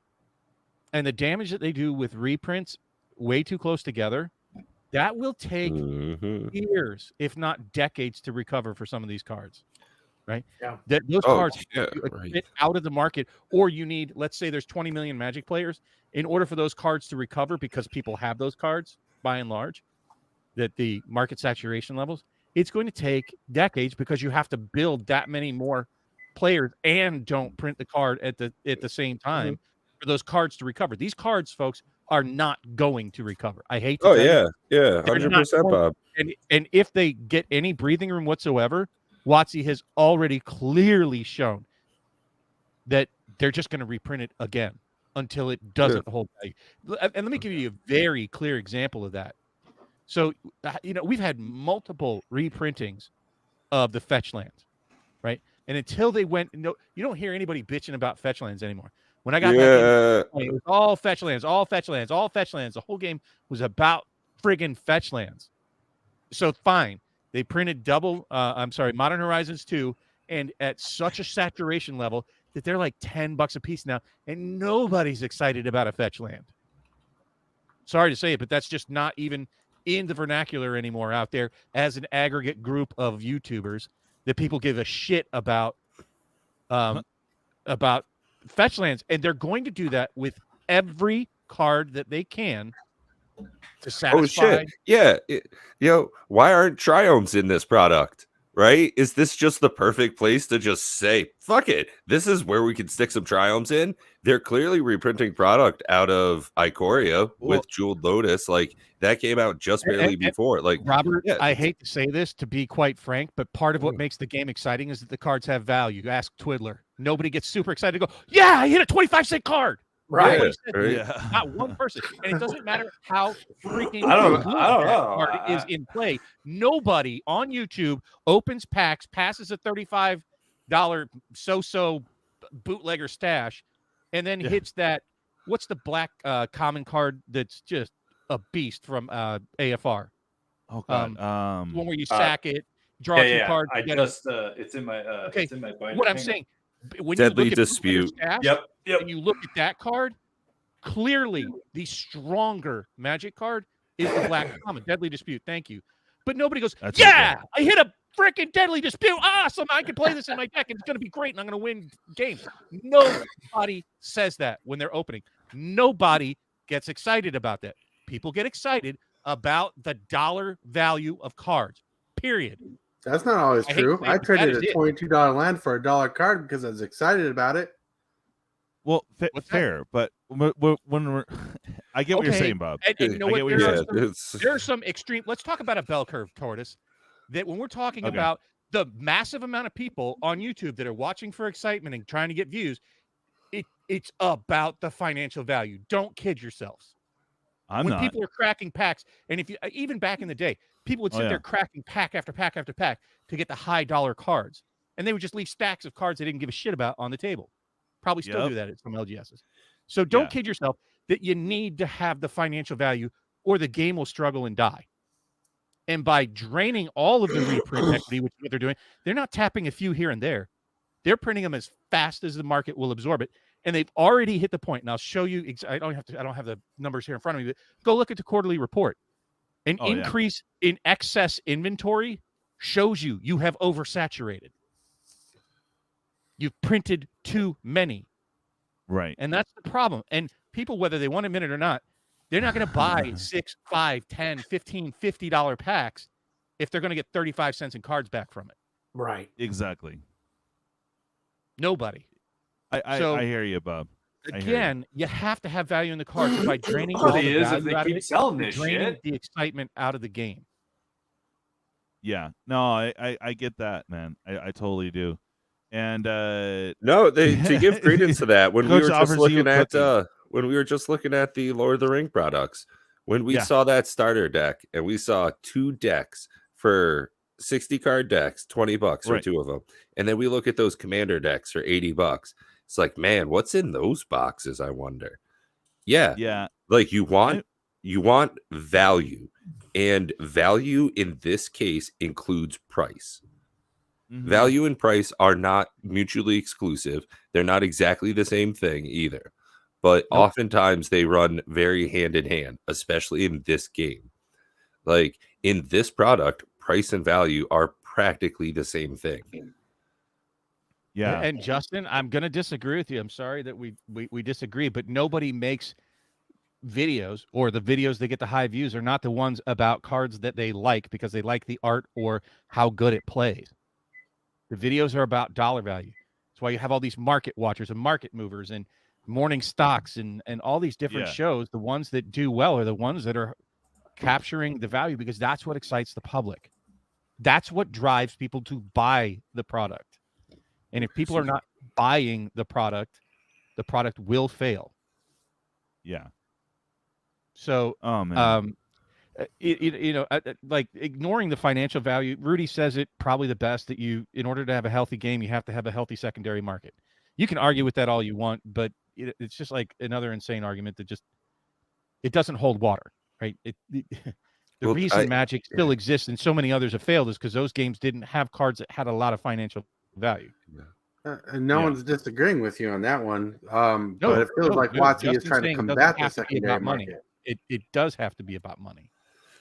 My thought on it is that I think Wizards might be just lowering the ceiling on what is an expensive card for commander players, for an average, you can't see it, but I'm air quoting here, average players. You know, I don't want Smothering Tithe to be $40. Be a lot cooler if it was $20. Like if most Magic cards in, like, you go down to your LGS, 8 decks out of 10. Okay, the most common cards. Yeah, $20-$30 for those. Yeah, that seems pretty fair as a Magic player. Sucks when they're $50, $60, $80, $100. Like we were saying before, if you want to play Dragon or Edgar Markov, you're looking at $80, $100 bill to play those as your commander if you want to get those real cards. Yeah. That's very pricey. Wizards of the Coast doesn't make money when those cards are expensive and they're not selling the product directly to people. Okay, they sold them as decks and they were a steal, right? You know, crazy good price. You buy the deck for $40 and look, now it's a really expensive product. Okay, if they can sell you the deck at $80, like what they're doing with Commander Masters, those are literally $80 decks. And then boom, hey, now they're making money. That's what they want to do. They want to see their profit go up quarter after quarter, year after year. But here's the thing: is that they're milking a system they didn't build. Exactly. They're taking advantage yes. of the careful Yes. curation of a game over 30 years with different Yes. leadership at the helm that is cashing in right Oh, now. absolutely. As we're speaking, Absolutely. On 25 years of discipline of not spending that equity, Yeah, of not reprinting those expensive cards. What of if? not, Yeah. You don't think that they were aware that those cards had value? Of course they did. Yeah. But they weren't reprinting them. It's like if someone don't know. inherits a salami business, okay? Their father's father worked real hard to bring this salumi line up, okay? And now this little punk, he inherits it and he starts putting sawdust in because he can get 15% more product out if he just fills it with a little cellulose filler. All right? That's what Wizards is literally just it's a market for them now. It's not about, hey, we want to be putting out good product to the player base. We want to make sure that we have people that are going to keep coming back, set after set. This is literally just sell more SKUs, put out more product line, get more out the door. Yeah. Real quick. Hi, Dave. Hi, Dave. Hi, Dave. Hi, Dave. But don't kid yourself. If they continue to drain this, it's not sustainable. No, this is not sustainable. What they're doing. No. Period. Secondary market's more important. Let me ask you this: what do you think would happen? What do you think would happen if in this Lord of the Rings set they announced the reprinting of enemy fetches? Well, wait, how we're excited on is enemy or Mark gonna allied? be? It'd be allied because we had enemy. No. To my point, what if they announced they're reprinting the enemy fetches? Is that the one that they just did in Modern Horizons here? Well, you say just did, but that's coming up on 2 years ago. To be quite frank, they're reprinting way faster than that already. I mean, I'll be honest. When you smoke weed like I do, time is a very flux thing. Indeed, Pat. Also, Yeah, that would just be what I'm saying is, Halo. what do you think is going to happen to the value of those cards? What do you think is going to happen to fetches? Yeah, they're it's going going to be they're going to be $2, $3, $5 cards. Yeah, Wizards is going to send out letters to the professor day after day and say, "Shut the fuck up! See what we did for you." Well, to be fair, Pack Opening Addict, they said that they wouldn't reprint. That's why the professor went on multiple tirades about how they're reprinting fetch lands, but not in a meaningful way. So they said, "Fine, let's open the floodgates. Let's give them all they want." Now nobody's clamoring for them, and they're $10 cards, $5 cards, $7 cards. Yeah, I mean, I was super high on Mystic Remora. I mean, I must have had 15 of them. I was super jazzed. And then they put them out in a secret lair, and I was less excited. And then right after that secret lair, they reprinted the shit out of them in Dominaria Remastered.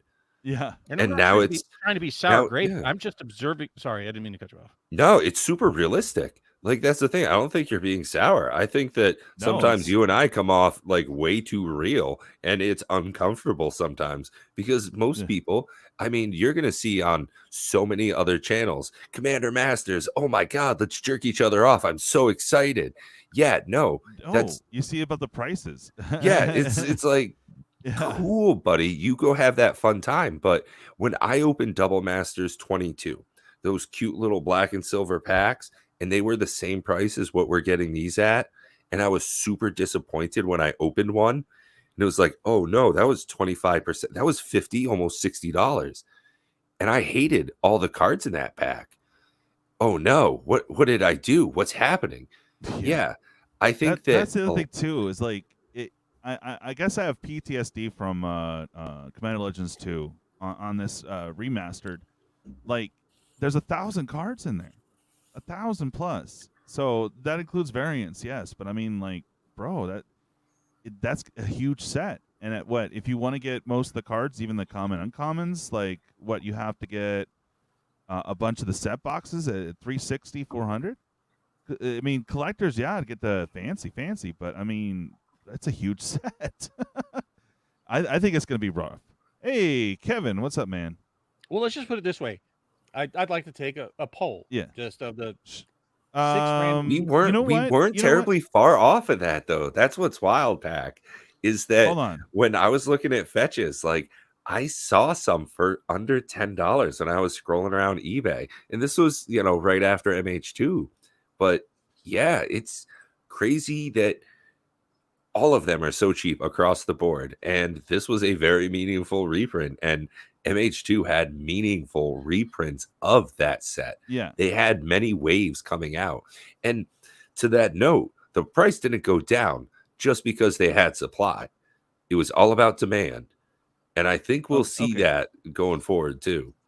Bob, you said let's set up a poll. So I can do a question and I think up to 4 options. So what are we doing, Bob? Okay, then do 0, 1, 2, 3, 4. I want to be the options. That's it. Okay. 0, 1, 2, 3, 4. And the question is, how many Commander Master set boxes are you buying? Yeah, right. And I want everybody here to answer as well, because I'm going to tell you right now, that's my answer. Oh yeah. Okay. Yeah. And I don't mean for your show, typer. Twiddler, I mean for you personally, right? Your show's a different animal. Well, you're also muted. Yeah, but is that answer any different, Twiddler? For you personally, how many set boxes of Commander Masters are you buying for yourself personally? I'm buying 0. I'm not trying to influence anybody. I won't buy any either, but you're right. If it sells, I'd buy it. Like my honest opinion is I'd try to buy 1. I ain't buying any of that shit. Like instead of that, I could get like at least 2 boxes of Lorcana. And I know that's we like can go there later, but I want this to be an honest to God question. Prime, did you get an answer? I'm working on it. It's too early for me to tell, honestly. That's getting a tune-up instead. It's legit too early for me to tell. How many at $400 can you afford to buy? How many boxes at $400 can I afford to buy? Get the fuck out of town. I'm not telling anybody how much I make. The poll is up, guys. How many Commander Masters are you going to buy? So I'm talking about the set boxes at $400 because that's the price point that we're talking about. I think that's the one that went absurd. Yeah. Oh, dude. Even the draft boxes at 3 and change, 313. So it's I like think it was. they hit ludicrous speed. Bro, I'm not taking it. I am not taking this girl home without any more information. Right. That's right. That's right. I think you're not Straight muted. up. Yeah. Yeah. Right. You're not right muted. now. My idea, like if I can That's save up, I can save up to my birthday month and save up enough for it. I'll grab 1 box. But Somebody's buying 3. What are you saying, Pat? What are you giggling Oh, about? it sounded like you were yelling at somebody in the room. And it's like, no, I'm not taking this girl home. Robert, she's mine now. She lives in my closet. Case for you, bud. but also, if the cards in it are not worth my value, my personal value, I'm not going to grab into it.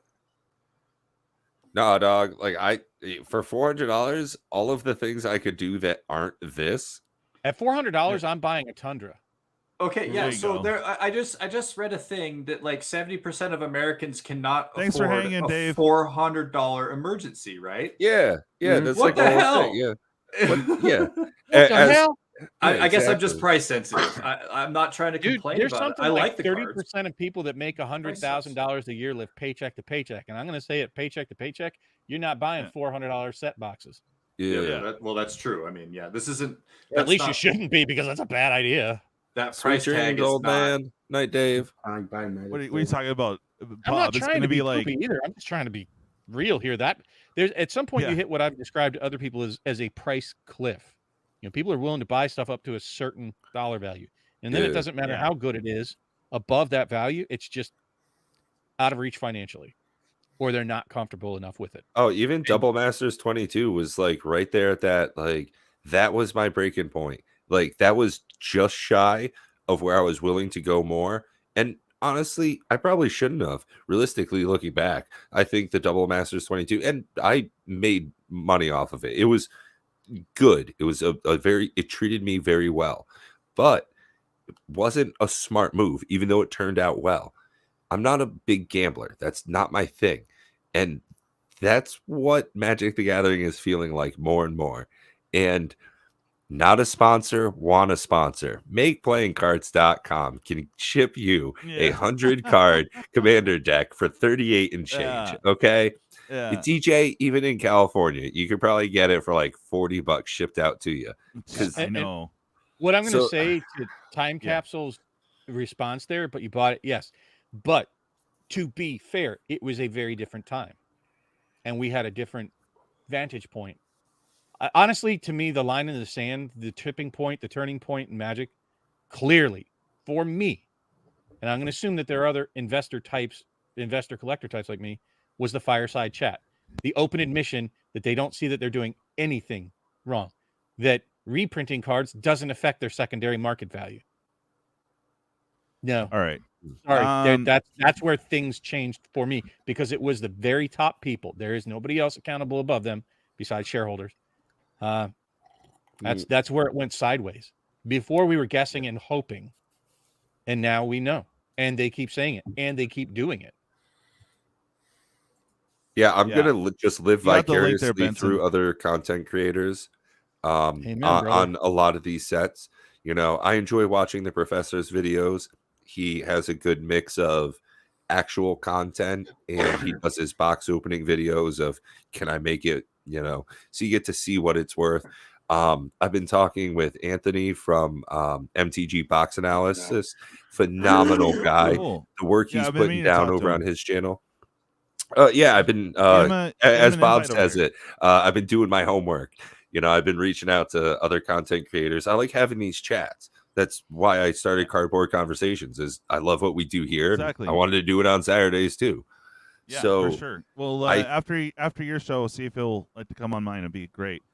Benson, you have the link. Go ahead and jump in, brother. So I think as far as me, my content creation is definitely shifting a lot. You know, I liquidated a decent amount of my collection and got a bunch of packs. So I was doing shorts for quite a spurt as kind of a, you know, hurrah to myself, a little bit of a celebration for where I was at. And, you know, do giveaways and, you know, kind of give back to the community. And I think that I'm going to lean heavy into the Commander raids and give back to the community in that sense as well. We get to share and have fun with people. And as new cards get released, I don't have to pay as much attention to that as to how some of those cool cards can affect us. I don't have to worry about opening packs, which, I mean, Twiddler's got a great thing going on. He gets to open the packs and, you know, live vicariously through other people as well. So I'm just going to do that, but a little bit further removed. I don't have to worry about getting paper cuts. Yeah. Well, Savannah said it good there. Instead of it changed for him at Innistrad Silver Screen. Like we were hyped for like, oh, they're gonna do some cool art. No. No. Like no. I was bad. Now, that's a set I did straight up bash. We did one of the few videos I've done on my channel. And Matt and I both analyzed it. We're like, no, this is bad. Yeah, I kind of bashed that set on Gavin's video of the double feature thing. Like he was talking about double feature, and I kind of bashed him on it. I didn't mean to, but it was an honest opinion of how they did the set, and got me curious to why they did it the way they did. Hey, Pawzy, good to see you, man. Yep, moolah. So apparently it wasn't a bug; it was a feature, a double feature. That was shameless. I think is the best way to describe double feature. Yeah. Unabashed. Yeah, that was grabbed it. Had man, low effort. You know, I gotta say the worst part of it is they probably planned that shenanigans almost 2 years in advance. Like it's like they had a shit brewing for a long time and finally let it out and called it double feature. Right. That one was wow, what a swing and a miss for me. But I mean, that wasn't like the clear dividing line. I still had hope that they weren't doing what appeared to be happening if you're following the arbitrage of sets and sealed and releases and looking at the graphs and whatnot. Oh boy, when they just came out and said, "Yep, nothing wrong here. We're actually, we're going to stay on target with the number of releases, and there's nothing wrong with the amount that we're printing. And Magic was our first $1 billion brand, and dude, they tripled down on what they've been saying, and it's like, that's the quarter, by the way. So until Benson, welcome to the roundtable first time. Welcome. Hey, Benson. How you doing? Benson, how are you? Hey.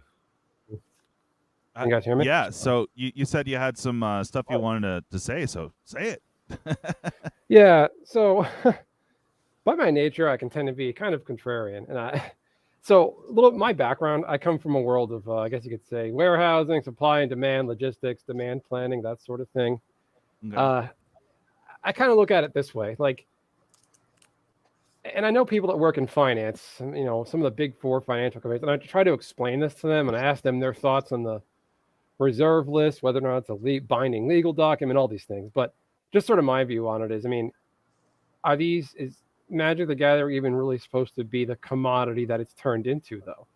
I get that. I think it's great that I can turn around and flip a card for, make some quick cash on something. But was that the original intent of the game, though? Because I feel it wasn't. Right. So my thing is, like, the term I came up with, probably get it copyrighted, but feel free to use it. The value of Magic is what I've been calling. If it sounds stupid, let me know, but it's kind of like a byproduct of time. Because what happened is, they made this stuff, Magic the Gathering cards, 1993, whatever. Who was the audience back then? I imagine 10, 12, 13-year-olds and up, I'm guessing. I actually have an answer for that. There was a definite target audience. Okay. I don't think it was really necessarily. Are you familiar with the history of how Magic came to be? A little bit, vaguely. Not the very, very early days, no.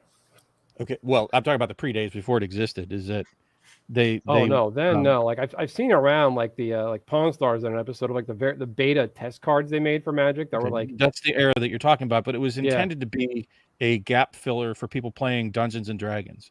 Okay. That when somebody's character died or you're sitting around waiting, that you had something to do, and Magic was intended to be a quick gap filler type game to get back into Dungeons and Dragons is where the original idea came from. So that was the target audience, was quite frankly Dungeons and Dragons players, whatever age group you want to consider that.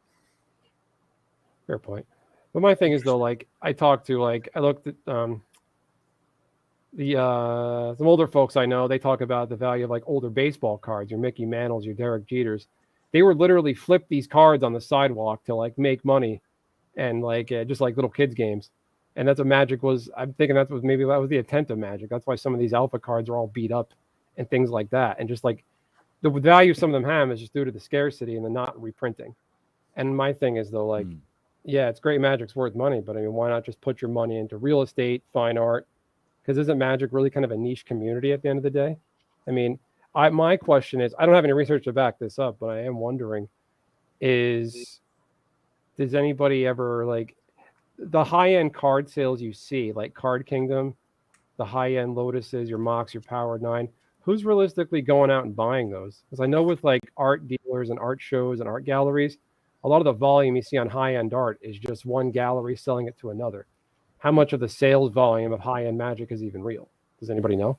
Well, first off, that's not very well tracked in the first place because it is such a niche. It's hard to get those kind of numbers. And they're like in Vegas. I can tell you how some of that goes because I was with Brody and he was going to deal with Daniel Chang. Is that his name? Chang. He's a big time, he's the one that bought like one of those original arts, those 5x9s for like $500,000 or $4 million or some shit. I don't remember. Jeez. But I am a very small fish in the scheme of things here, but I can explain some of that. And boy, I'd really even like to address your byproduct of time mentality. I can tell you that when Mickey Mouse was first created, they had no idea of the conglomerate that it would become Disney that we know of today.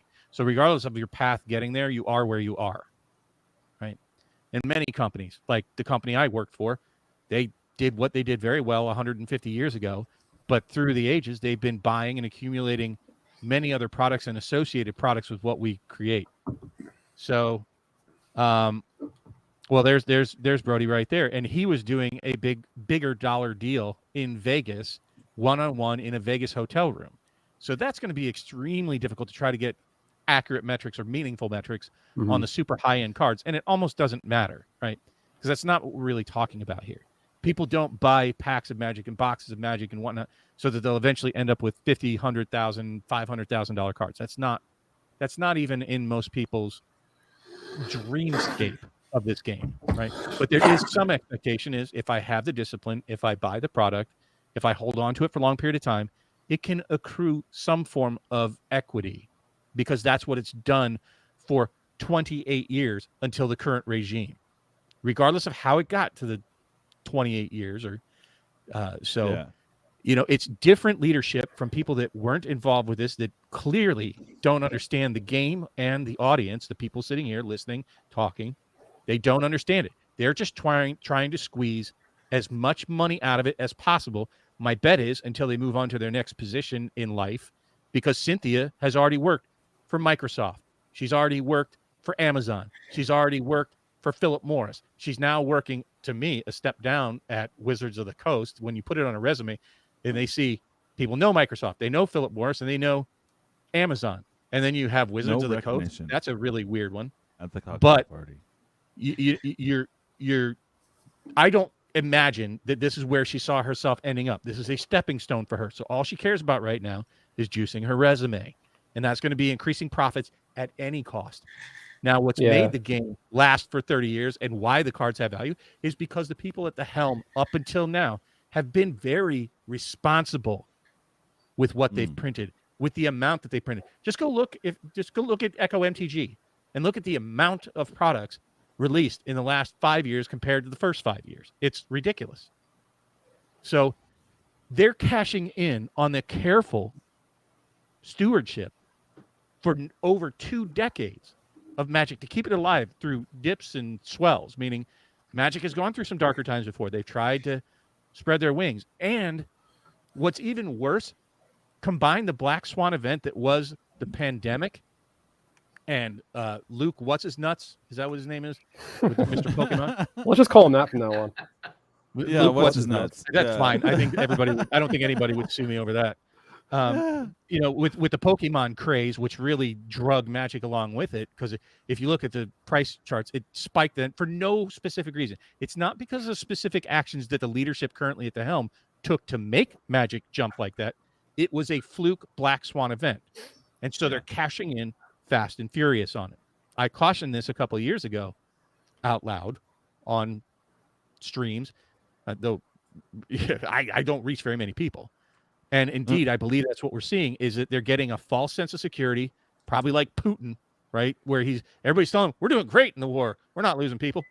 And, I'm sure that they're looking, oh, we're great because we're just great and awesome. And they were showing the 2018 sales numbers at like 350 million to like 2019, like doubled their revenue for Magic. That wasn't because they turned out the most amazing sets after 30 years. It was this incremental. Was that you, Brody, that brought that chart up?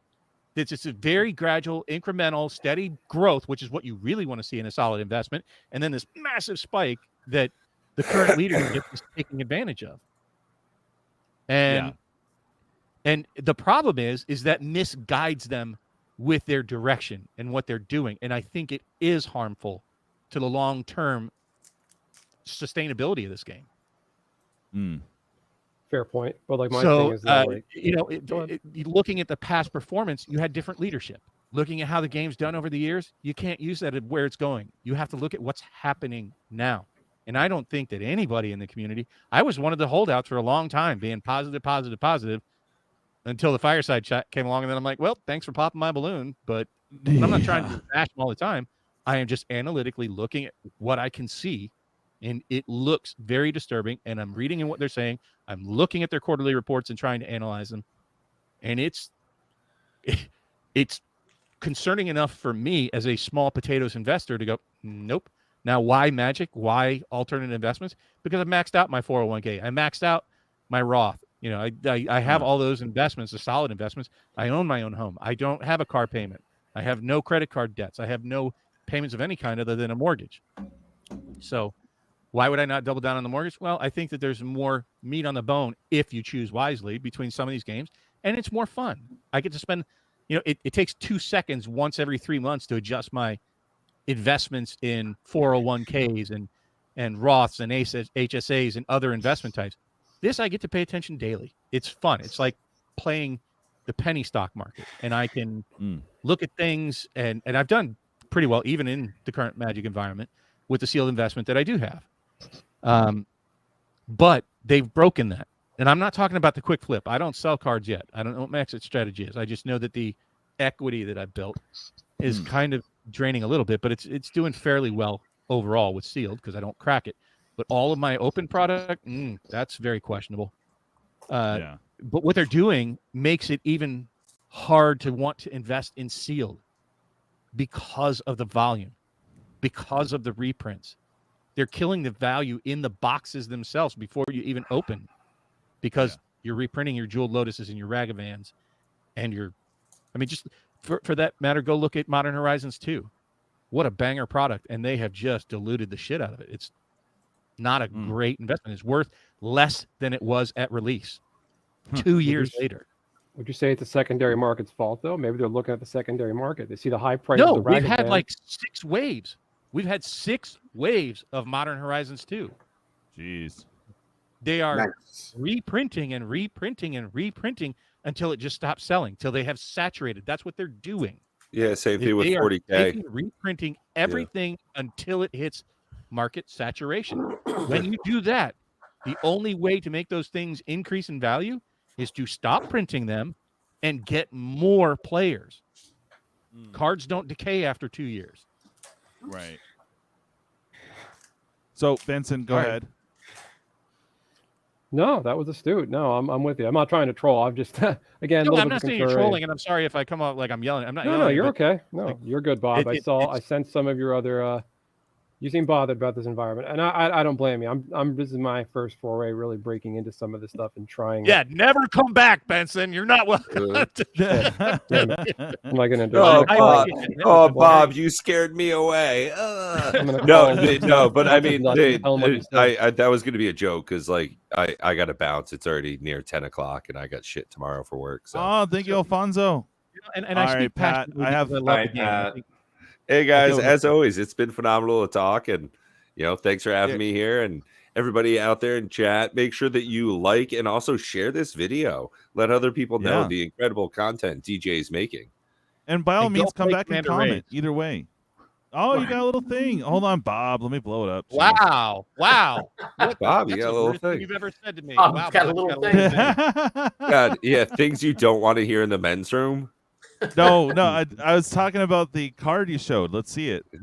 Well, yeah, I made these. There's 2 versions, 2 flavors. We're gonna give them away, but I had a neat. Wow, I love the in person. They're not see-through. Oh, but these are the tokens that we use in Commander raids. Oh, which so cool. You can freeze this and come join us. It is a PvE, meaning cooperative version of Commander. So it's a way to get more mileage out of your cards, a different way to play.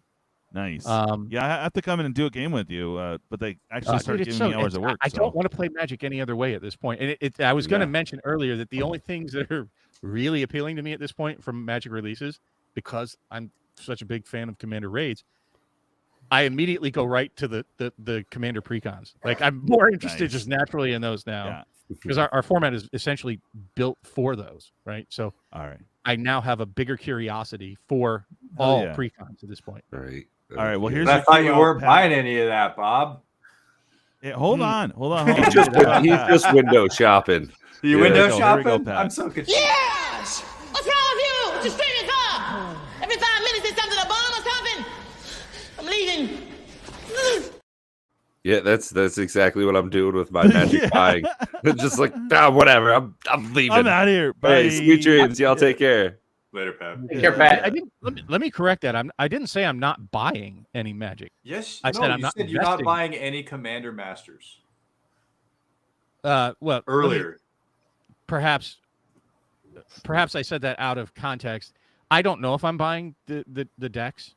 We'll see. That was the poll you wanted. But I'm not buying any for investing purposes or for hat cracking. Well, you should never buy fucking Magic for investing purposes. I disagree. Unless it's older stuff. Disagree. Yeah, you got plenty of it for investing purposes.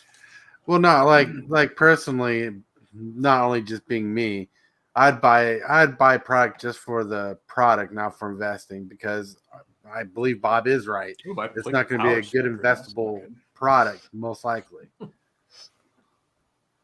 And with absolutely no expectation that it's going to be worth more once I open it. Like, That's this era of Magic is going to be an interesting one in 5 to 10 years to look back at. I don't know how it's going to perform. It doesn't have the earmarks of performing particularly well. Looking at Fallen Empires and Homelands, and not just were they bad cards, but part of what made them so bad is that they just printed the dog shit out of them. 4th edition, Homelands, Fallen Empires, Ice Age were just printed into the ground, if you want to put it that way. Yeah. And understand, even by that standard, there was probably 5 to 10 times less of each of those sets printed than they are today. Yeah. That's crazy. Right. Like, to be honest, the most meat I got on the bone right now is the Commander decks, and that's all I'm interested in at the moment when it comes to Commander Masters. Yeah. Well, I'm interested to see what they're going to do with the Eldrazi one. That seems fun. Are they going to include that many waste? I mean, cool. No. Yeah, I was like, what are they going to do for that? There might really be like curious. Mana Crypt. Yeah, right. It'd be so. That would just be like F everyone. Just throw a Mana Crypt in a Are precon, wastes please. considered a basic land? Can you Yeah, have they're basic. multiple wastes? Yeah, they're basic. basic. land type. Yeah, you can play them in standard. Well, what they might do is they might come up with a new Eldrazi legendary that has the mana, like in the Battle for Zendikar, they had the colored Eldrazi cards, but they had Devoid. Maybe something like that. They're going to make some new Eldrazi legend that has colored mana in its cost. That way they don't have to put the waste in the deck. Oh, yeah. Or maybe they're just going to make it all waste just so they can devalue yet another piece of the game. Well, didn't you hear about the Gray Moon card that's coming out? It comes into play as a Gray Moon, turns all lands in the waste, then transforms into Emrakul. It's Blood Moon, basically, but crazier. That was a joke, Bob. Oh. Gray Moon turns Emrakul. Going to reprint Emrakul as a Gray Moon because she's trapped in the moon. Oh, let's check in on our poll real quick. I kind of let that one go. All right. What? Oh, I love you guys. I'm so confused. Okay, let's so argue some more. Oh yeah, let's do it. I honestly don't want to argue. I mean, I know. I'm talking shit now. So no, okay. So we at 61% said this is out of 28 votes. Thank you guys so much for jumping in on the voting. And if you wouldn't mind smash the like that many times, that'd be great. What was it again? Can you go through the results? Yeah. So the question was, how many Commander Master set boxes are you buying for yourself? So now we're at 29 votes. We have 0 at 59%, 1 at 28%. You got for 2 boxes 7 and 7 for 3. So yeah, not a lot of people are going to jump in on the set box. I think that's going to be indicative of all the others as well. I think draft would probably fare even worse, but I agree with Kitchen Table Magic that's where the long-term money should be. Yeah. I think that's going to be your better bet years down the road. If you're going to open it, I know that my intent is only to really crack the draft boxes. Down the road, I don't even picture a day where I'm opening these and hope to trade them in for other things I want at the time. Yeah. I don't have very many collector boxes outside of Double Masters 2022. Thank you, Alfonso Investments. Yes. Well, I guess the bright side is when Lorcana becomes famous, you can trade your Magic cards for Lorcana cards. There you go. No, because I'm going to be buying Lorcana. I fear for Lorcana. I mean, I don't know if we want to delve into that. I fear, and I'm hearing in too many places already. Yeah. I actually kind of bashed. I don't remember what his name is. Cardinal Gaming. I did not like his analysis, not because he was sort of bashing Lorcana, but his arguments are weak. One of his biggest arguments was, and I really hate to throw people under the bus, but hey, you put yourself out there publicly, you get to get bashed. Sorry, you make a public video, yeah, right. Yeah, well, you're not wrong, dude. That's the point of the whole thing. His main argument is they've never made a collectible card game before, so that's a red flag. How the F is that a red flag? Until a company makes its first CCG, they haven't made one, and there are some that are successful. So, I think Pokemon was originally a Wizards product, like originally. It was. Yeah. There's actually Pokemon cards printed with Magic backing that are worth like thousands of dollars. Pocket wow. Monsters. But guess what? Magic the Gathering was Wizards of the Coast's first collectible card game. Did pretty good. I think Yu-Gi-Oh! Was the first one by their company. So until you do your first one, you haven't done one. So guess what? Flesh and Blood did pretty damn good. Right. So at any rate, that was a very null and void argument to me that, well, they haven't done a CCG before. Well, they actually have somebody who's an experienced CCG creator that worked for Wizards of the Coast and created Magic 2013, created Lorcana. He's one of the co-creators of it. So he has experience. It's not just the company not having experience. The person that created it has it. So I'm like, you're a little off base because you didn't even mention that. He's saying, oh, well, they're a puzzle company. They're a puzzle company that's been around for over 150 years, or for around 150 years. Mm-hmm. So they're a solid game company with connections all over the place. Also, they made some very successful board games. So they do make games, and they have their own distribution already. They don't have to set it up or guess at it. They have a good idea about distributions, about producing games. They're a very established game company in Germany, Ravensburger. You can look them up. They're doing pretty good. So turning that over to a company that has made games before, has a distribution network, has an in it LGSs, that doesn't seem like a concern for me. Yeah. Now, like all the other points that he brought up just didn't, like what he kept saying is they're known for making high quality products. Well, okay. That seems pretty damn good to me. Right. Yeah.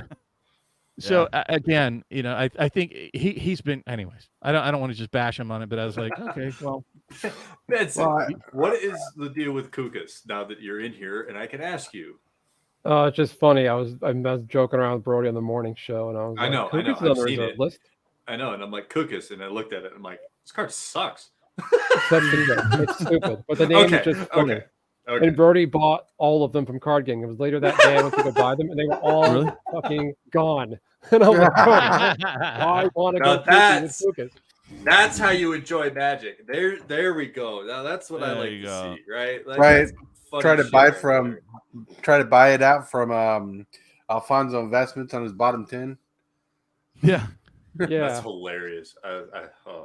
I just Brody makes a quality show. It's entertaining in the morning. For Avon Trader from Fallen Empire. Oh, he's got a great show. Absolutely. Mm-hmm. So why don't we do this? I got to plug this Saturday for the PC Fund Uprising, but I want to give you guys a chance real quick. You got a big show tomorrow, Twiddler, and I'm gonna let you shill, baby, shill for tomorrow. Everybody shill away. No, it's just my mystery pool game, but it's just my mystery pool game, whatever. We're adding in a pre-buy bonus, which means that if you pre-buy before the game starts at 8 p.m. Eastern Standard Time tomorrow, you'll be entered into a bundle duck race before the game starts. So if you pre-buy, doesn't matter. For every pull you buy, you get a duck. And how much are the pulls? Pulls are $6 a piece. And so if they gave you 6, they can get in on that. Yeah, well, they could get 1 and be in. But the point is to buy 5, a 5-pack, because your first 5-pack that you buy, you automatically get entered into the prize wheel at the end of the game for all the big prizes.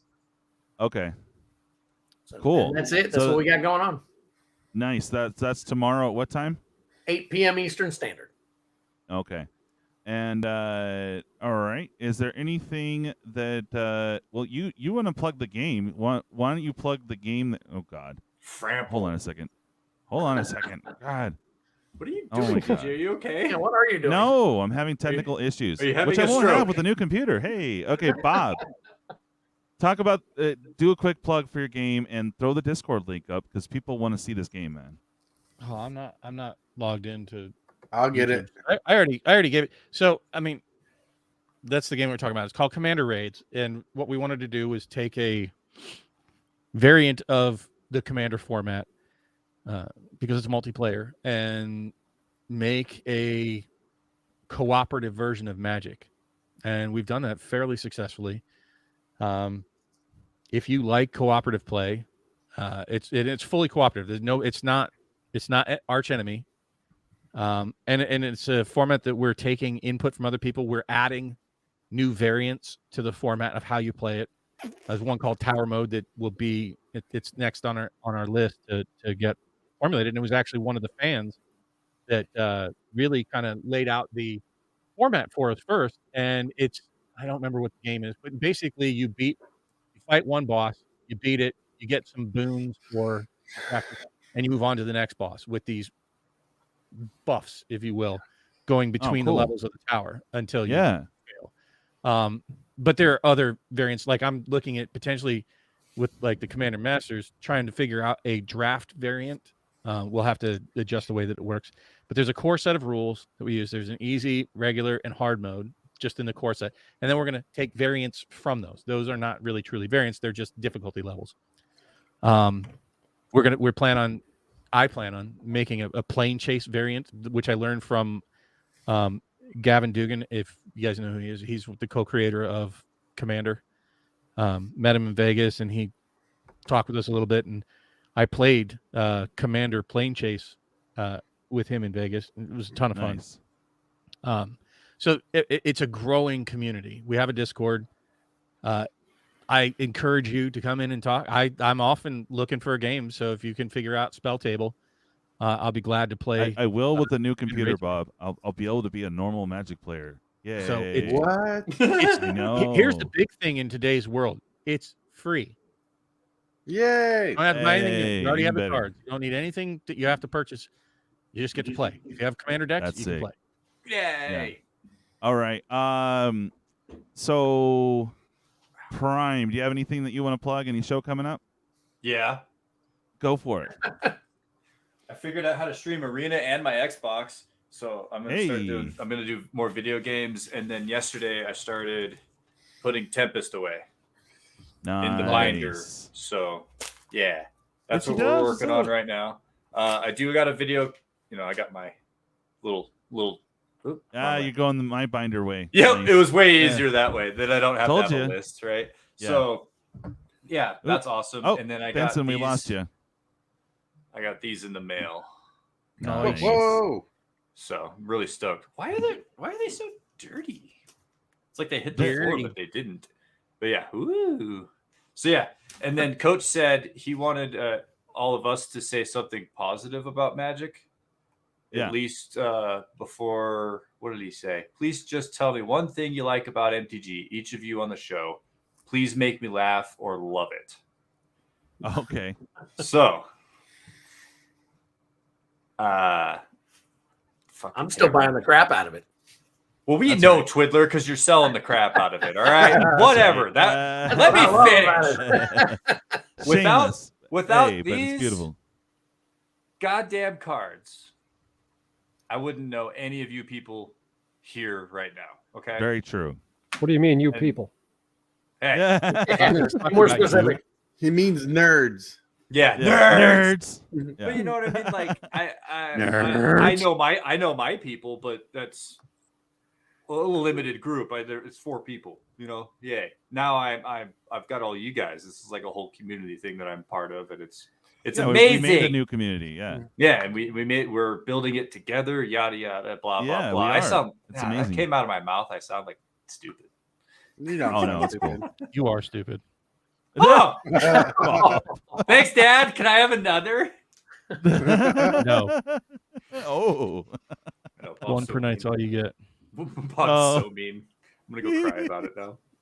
No, but we're all friends here. So that's the main thing, and we appreciate you guys joining the fams, growing the subscriber, but mainly the family base for all of us here. All these awesome content creators have channels.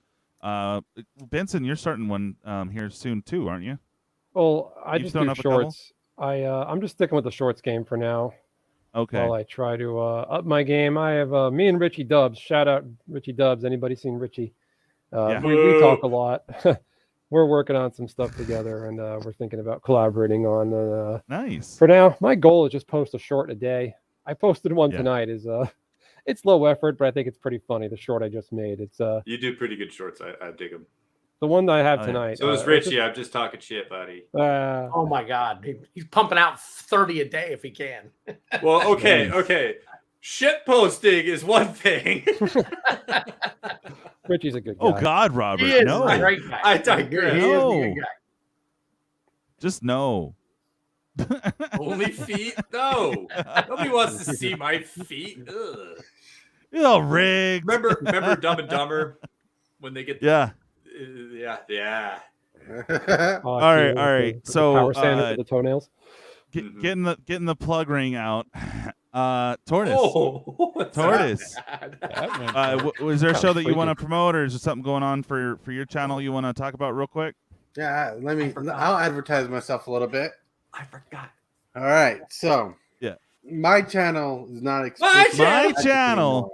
Sorry, my channel is more of a channel where I do stuff I want. Let's see. There you go. Mondays, don't do nothing. Tuesdays, Tuesdays varies on what I'm doing, but was it like Tuesdays? eBay listings. What did I do last Tuesday? eBay. Yeah, Tuesdays I do my eBay thing. I list stuff on eBay, like 5 items. Just chill and chat. Just have fun. Wednesdays, we got the Prime Tortoise with Prime and I, where we just talk bullshit about everything.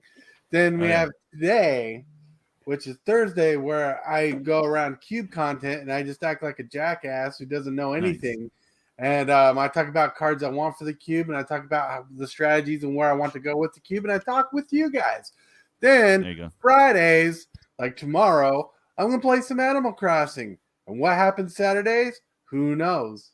I might be playing some PlayStation 4. I know what's going on Saturday, so I guess I'll get to my plug. Good lead in. No, forgot Sunday. Does nobody work on Sunday? Yeah. Oh, I know. Well, and late night EH on Sundays. Yes, we always need players. So hit us up in Discord. So Saturday is the big day. We have a lot of stuff that you guys can bid on. It is for the PC fun. MTG Attitude guy over there, who's the tech guy, he already made the computer. So once we hit 1,000, I send it to him. He sends it off. So we're gonna hopefully get super close this Saturday. So here are some of the singles. Thank you very much, BrianGilesMTG, or is it Giles? Well, we have this set saucy Shieldred regular. It's non-foil, but pretty cool. Look at this shiny little thing, little force of will. Thank you so much again, Brian Giles. That will help us get closer to goal. And from James Willis, we have some reserve list cards. We have Haunting Wind. Every time I fart. Turkner Lock. Power Leech. I'm not muted. Shit. And this Bama Jamma Karn, Silver Golem. So those are all going to be up for bid. We have some sealed product. We got a Vow set booster. We got a AFR set booster sealed that you guys can bid on, as well as the zombie deck and a lot of other fun things. So this is the event this Saturday.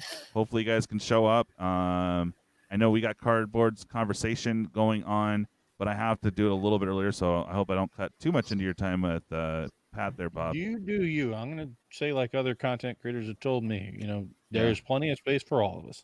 Yep. Yeah. But there you have it, 8 p.m. on this Saturday, live. And we'll have a lot of people hang out and chill and do these fun bids. And yeah, we are at 390 of 1,000 to get the PC. So I hope we can get a little bit closer.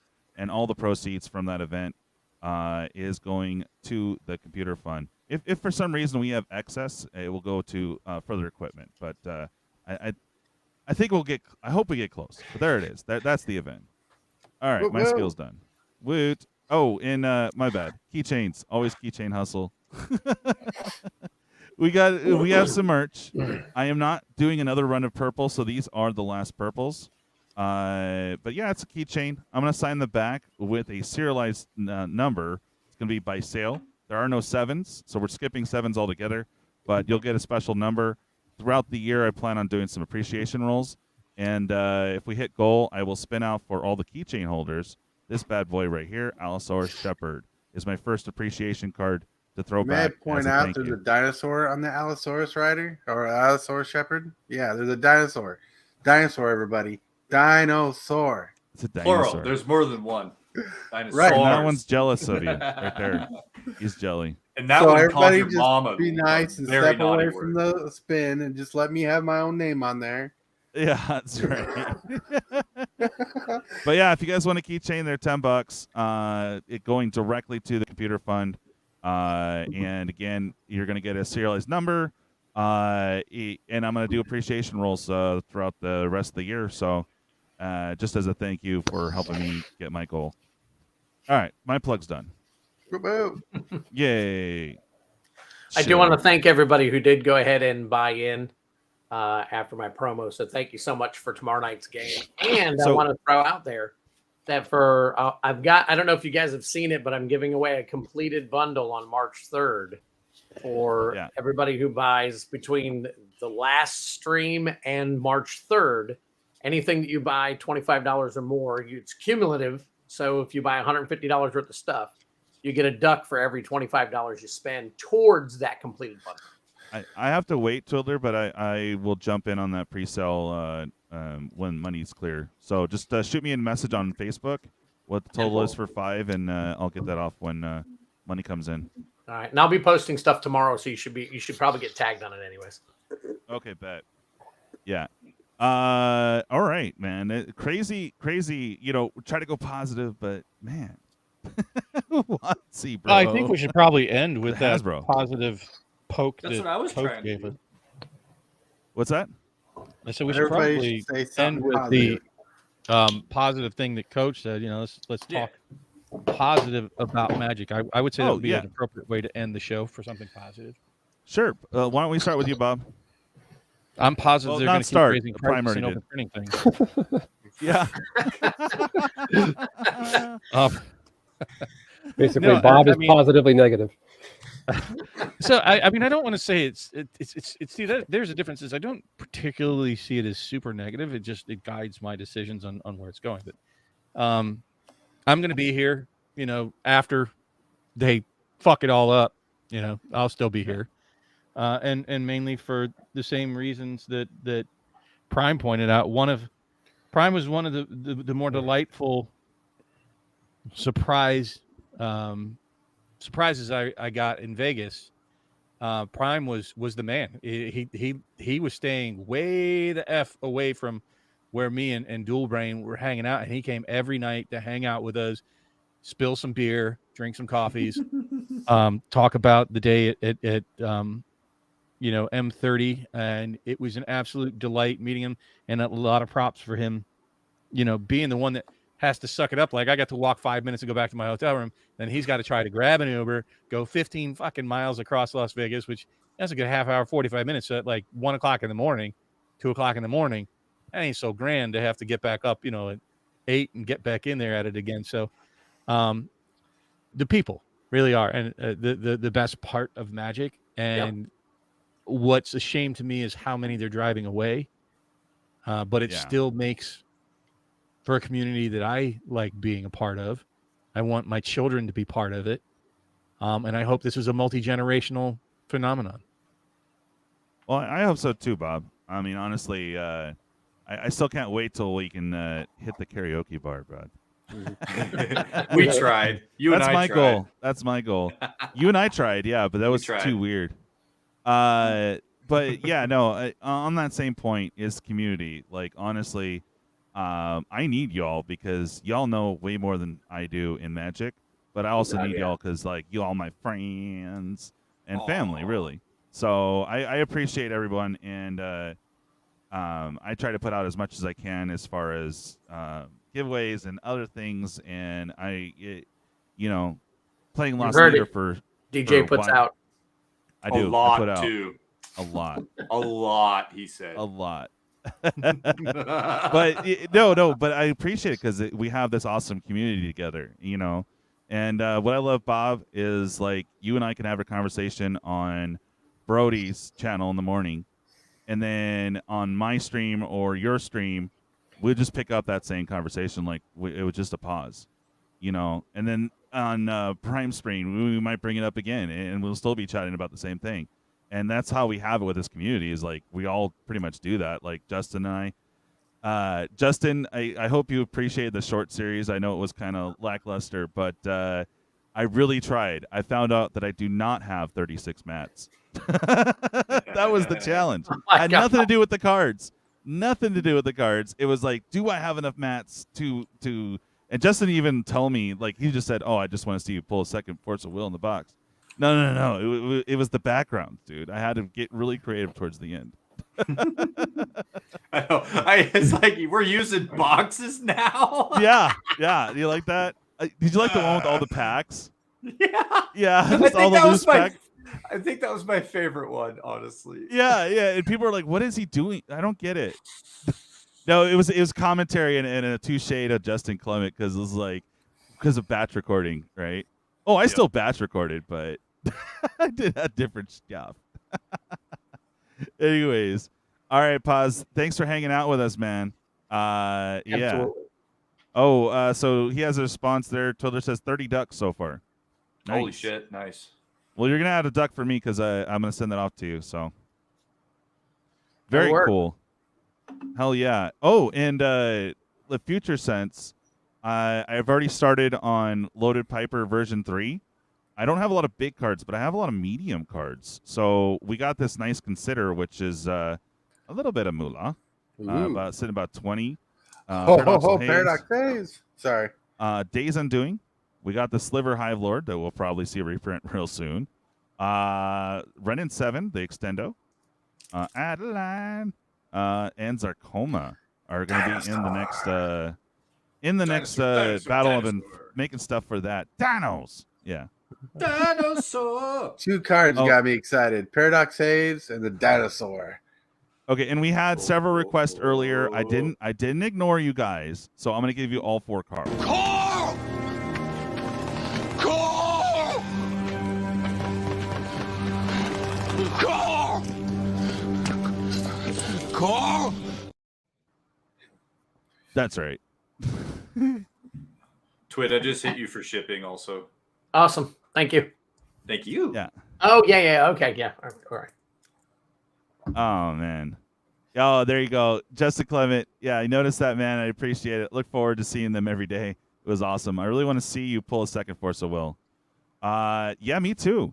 It would be great. But I do have on order a set box, and I don't know if I'll be able to get one up Saturday or not because I haven't.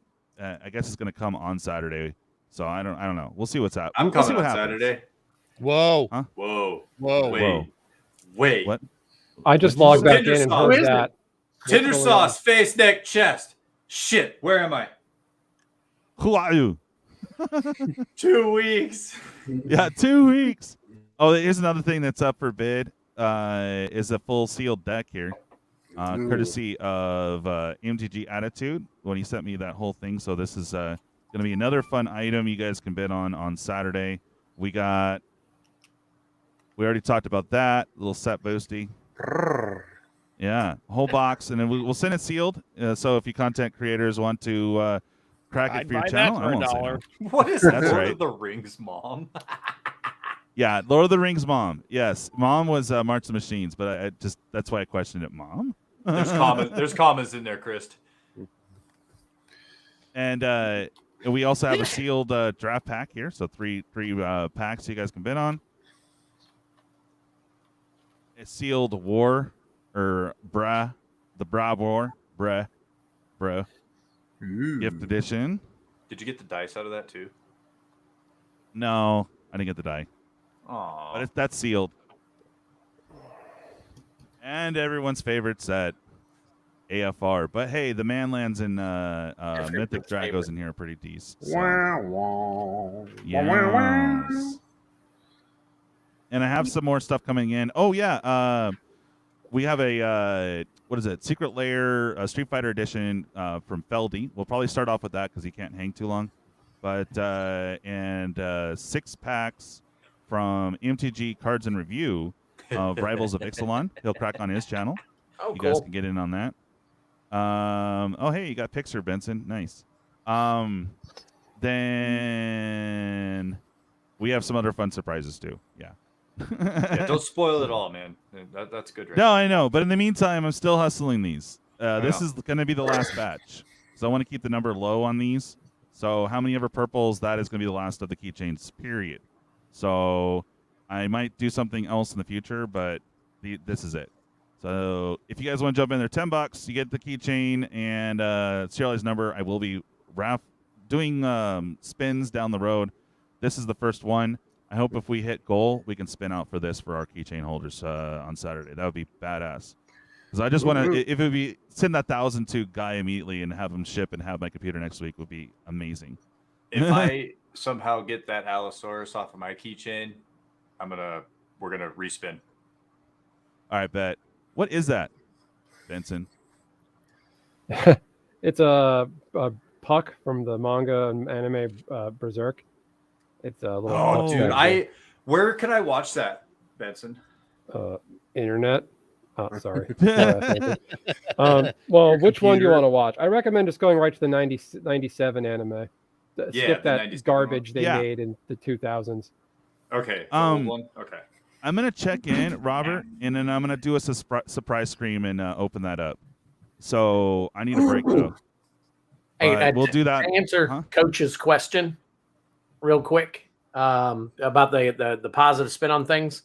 Yeah. For Magic is, and I don't know if everybody will agree with me on this, but it's my hope that those people who might be bailing on Magic now, most of us bailed on Magic at one point in our lives and came back for one reason or another. Right. And it's my hope that when the ship gets righted and things get a little bit more less chaotic, actually, that those people come back. And that's the positive thing I want to look at, is that that there's hope that those people will come back and that Magic will once again, have more people than you can imagine playing it.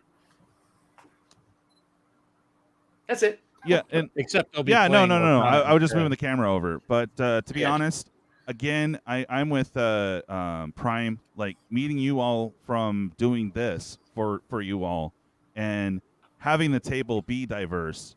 Like, we were looking for more positivity. We're reporting on what's happening. I mean, I personally love Magic. I love playing it. I'm a tribal freak. I may not play the same way that you guys do, but we still get together and hang out here on Thursdays at least, and on other streams. We're always open to collab and do all kinds of fun stuff. I think that's awesome, man. Absolutely. And developing the community, whether Magic dies, which it never will, but if it dies with the company, we're still going to be playing. We're still going to be yapping about it. Maybe if things go really bad, maybe some deck teching. I don't know. But really, I'm here for y'all. Like, I like hanging out with y'all. So having this platform is awesome. And not just the platform, but the card game itself. So my positivity, again, is the gathering aspect. That is awesome. Right. We're still gathering online, and we're still gathering at our LGS and meeting new people, playing a game that we love. That's what I love about the game. No matter who owns the IP, whatever. If you're gonna develop a card for a tribe that I like, I'm like, hell yeah.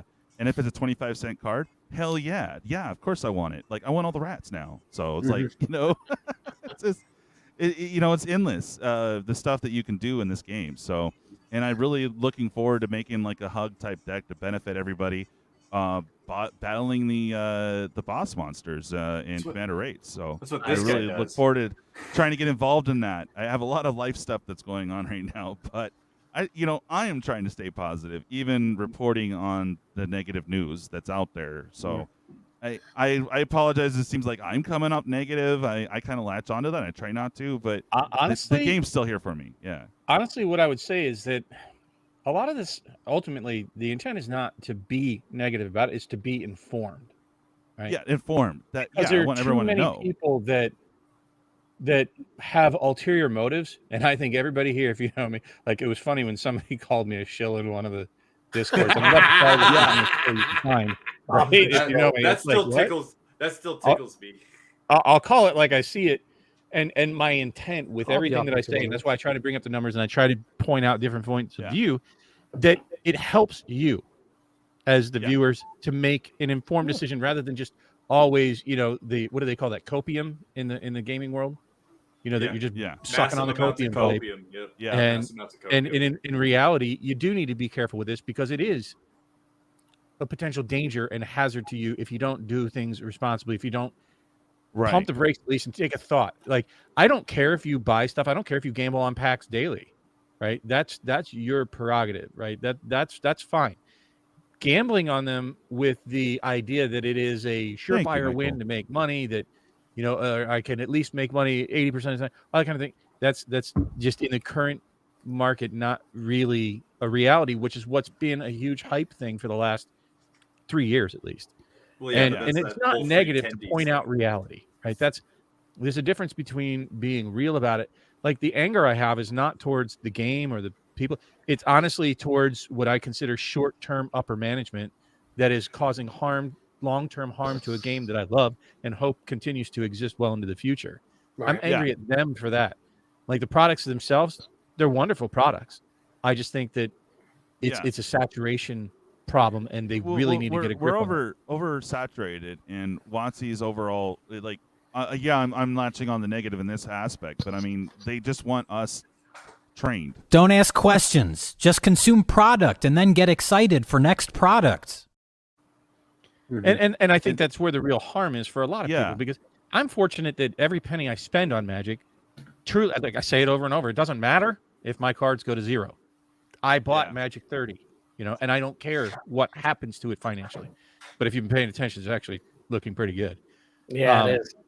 So whatever, I don't care, right? And I had a conversation with Twiddler today. One of the things that bothers me is I was an early adopter for the complete bundles. Showed him my actual purchase order back from December, and because everybody jumped on the hype train, and I may end up getting screwed because it looks like that's going to be, don't FOMO out on this, it's going to be a fairly scarce product. They dialed it back even more. Distributors getting, I don't consider, but saying those things, to me, that's not a negative, right? That's an informative view on it. I hate to say this, but your thing on your desk, Benson, looks like one of those stress toys that I just want to squeeze and watch his eyes pop out.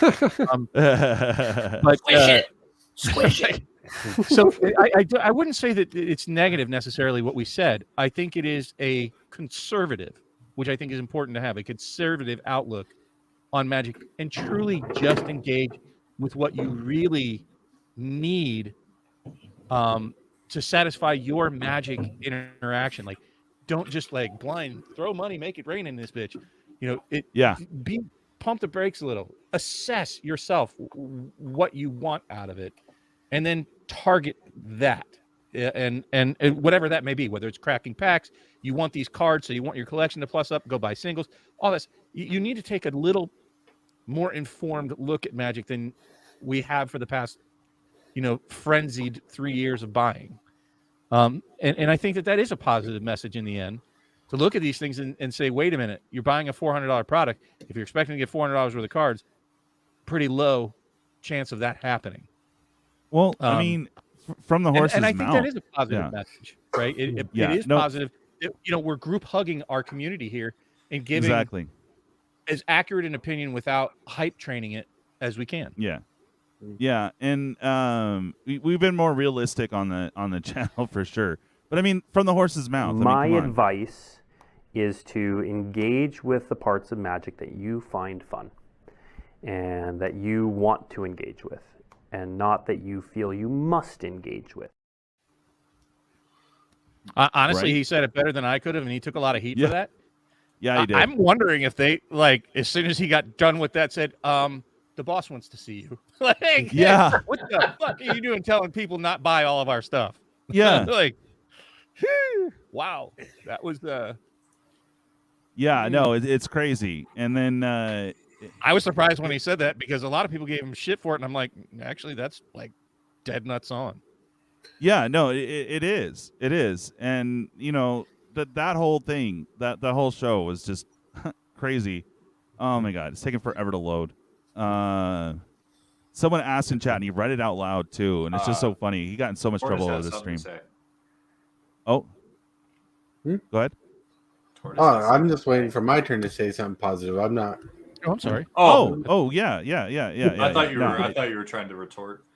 Oh no! I actually gotta use the ladies' room really quick. He was praying. Yeah. Are you sitting down? What the hell? Praying for time to go.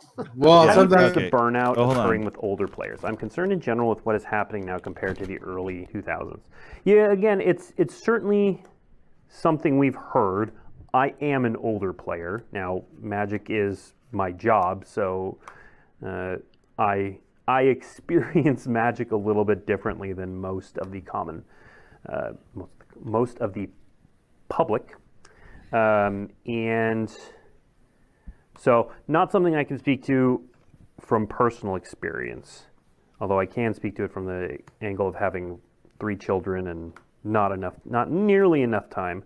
But it's definitely something we have heard. And I think, one of the challenges is that there was a time, especially if you've been playing a long time, I include myself in this, where every product was this momentous occasion that you had to be a part of because the next one wasn't coming for months and months and months. There were 4 of them a year, and that was it.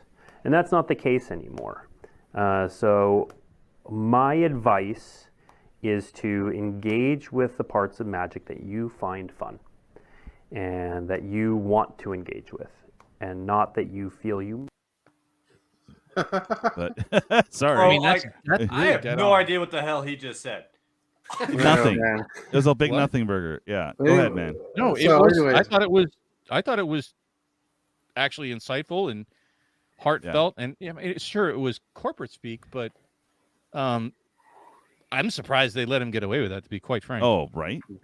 Because what he was short on saying is, I realize that it's too expensive for most people because I got 3 fucking kids. He said, he had to stop himself. Like, I realize a big investment in time, and most people don't have that kind of time. No, that was very, very well done. Bravo. All right, positive. Let's get it, Tortoise. Positive. Right. We've all talked about the community, how much we love the community. We all talked about how we have channels. We love the support and everything. We talked about the growth. But one thing positive I love is at 12:20 in the morning, late night on Sundays, I get excited to play late night EDH with the friends that we have. Yes. I love playing the game. I love interacting with the people. Yeah. I love enjoying the game more than I do buying product or investing. And that's one thing I love the most. That's right. Okay, so we touched on the Eldrazi packet. so come play some Commander raids. That's right. When do you guys even play? Whenever. Various times. I'll need to set up a time to do that because I do have to set up for it. But I'll play Commander raids.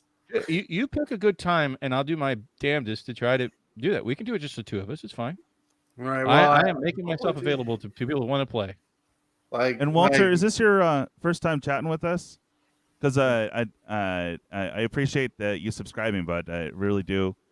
Make sure you guys check out in the description. We have a long list of everyone that's been on the roundtable. Go ahead and give them some subscribe love too. I mean, we are growing the community together, so that's a big thing for me is developing this community, and that's a good thing. The bigger we get, the better the community gets. Mm-hmm. But if it's your first time, Walter, thank you for commenting and being a part of today's roundtable, man. Really appreciate it. And to you, Benson, for popping in on the random. You had some good points to put out there, so pretty cool. Mm-hmm. I recommend everybody buy list. If I could say just one thing here, just try to buy list, turn in your stuff to store credit. I preach this a lot. You'd be surprised the amount of junk that Card Kingdom buys, like the War of the Sparks zombie tokens.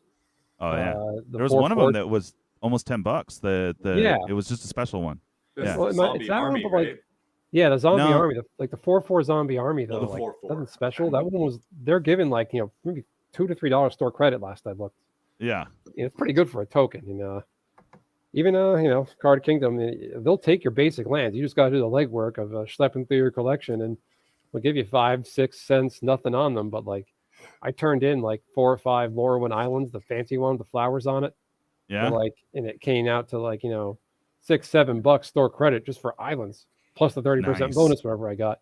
So I'll take that all day. Just try to recycle your collection on itself.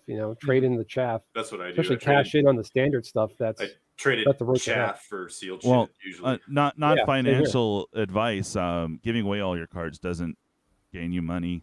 Yes, DJ, you're correct, sir. Yeah, but if you got a gotta box do of like trash. this guy. No. You're right. Gotta And sell also, that shit. See, Bob, I'm a thank you hoarder, for. and one of the Yeah. things I enjoy is a lot of my old cards that I've kept that would have been trash back in the day to cash They're in. not right. Yeah. They're pretty pricey, so I'm Yeah. really tight-fisted with a lot of my stuff. That's why I have like 25 OG Lotus petals. They weren't worth shit back in the day. Yeah, they're but $20 a they're whack worth now. 20 now. I bought Yeah. them more off of Whack. eBay for $10 in 2009. What's that? Lotus petal. Well, I mean, I actually gave one away on the channel, which was Somebody rare. gave me 2. Me too, Robert. I love it. Don't get me But, wrong. I recommend don't get rid of anything you don't have to. Right. Yeah. It's, hindsight's 2020, and it's you don't get to go back. Well, Right. I always keep one, at least one, of everything. I That recommend play sets of everything. Do you do play sets? Hell yeah, I do. Well, like, I mean, I switched so trying to much to decide, do I Commander, need- though. Like I've recently, because of space being an issue, do I need more than 20 of any single card? Okay. If it's Yeah, relentless I'm not even wax, you do. joking. Do I cut it down to 12? Because that's 3 play Fuck yeah. sets. Yeah. And those are many cards that are worth nothing, but it's really nice to be able to go back through, especially now sorting. I'm also OCD a bit, so I like sorting through all that shit, spending endless hours. It's not worth it financially. And I agree with you. I actually had a whole buy list of junk, like 15-cent cards, 5-cent cards, and it got up to like $750 recently in the cart. It was like, I don't know, 2,000 plus cards. Jeez. And I emptied the cart. I'm like, nah, for $7, is it worth $750 for me? No. Yeah. I'll just keep it. Speaking of giving away expensive cards and not making any money, I have my first. Actually, I have a thing that Richie Dubs gave me a while back, and I also have this that I'm giving away at 15:15 when we hit it. That's right. The lighting is horrible, but that is a monkey that some lucky subscriber is going to win when we get to 1515. Sitting at about 1111 now. So got a little bit, but I'm going to be adding to that. So I'm pretty stoked. Yeah. Someone giving away prime petals. Someone gave me petals. Nice. I definitely say in this era, playing should be That in should be my like top opinion, priority. a primary focus. Yeah. Of Magic enjoyment, because I think you're going to pull your hair out trying to follow the finances that's been made so much of over the past few years. So try to focus on the play aspect of it. Try to create new like you don't even have to come play Commander raids. Be creative. Come up with your own formats, or come join us. It really, it's just another sub community to be part of. But play. If you have a box of Commander Legends, don't just crack it for value. Grab some friends. Play it the way it was intended. Jumpstart. Do that shit. Yeah. Even if it's one of the bullshit Jumpstart products that Tortoise loves. Tortoise is like Jumpstart? Don't just crack it. Call a couple of friends over. Make a couple of new friends. And draft that shit.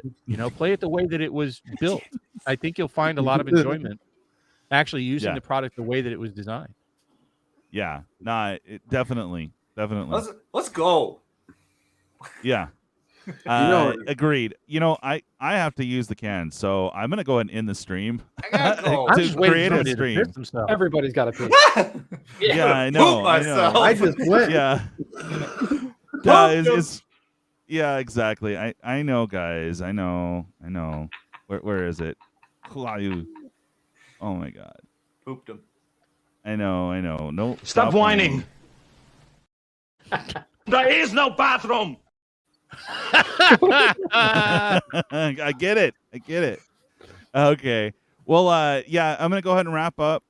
Feel free to hang out, guys. I know I need to hang out with you, Prime, Tortoise. If you guys want to hang, cool. One thing, I did have a response for Twiddler. Don't worry, the Magic players will come back and play Lorcana. Oh, well, that's my positive. Oh, yeah. I hope so. And Walter, we'd love to see you in the Discord. Can someone pop the Discord link for him real quick? Guys, I got to get rolling. Thank you so much for having me on again. Yeah, tonight. no, thanks for being a part of it, and I look forward to tomorrow's game. I'll be working. So see you guys all tomorrow. Take care. Yeah, I'll pop in when I can, but just good. keep me posted if anything good gets hit, because last time it wasn't. God, Bob's moving again. Oh Look, God, he's getting Bob! sucked in. He's being sucked into it. Oh my Bob God! like a gopher. We're back in his hole. But care, Walter, guys. join the Take care, Discord. chat. You could get some pickup EDH games too. I know you said you don't play that, but the trade form is pretty sweet. One more Carl, okay, for one more chat. Carl, sure. Carl. Carl! Carl!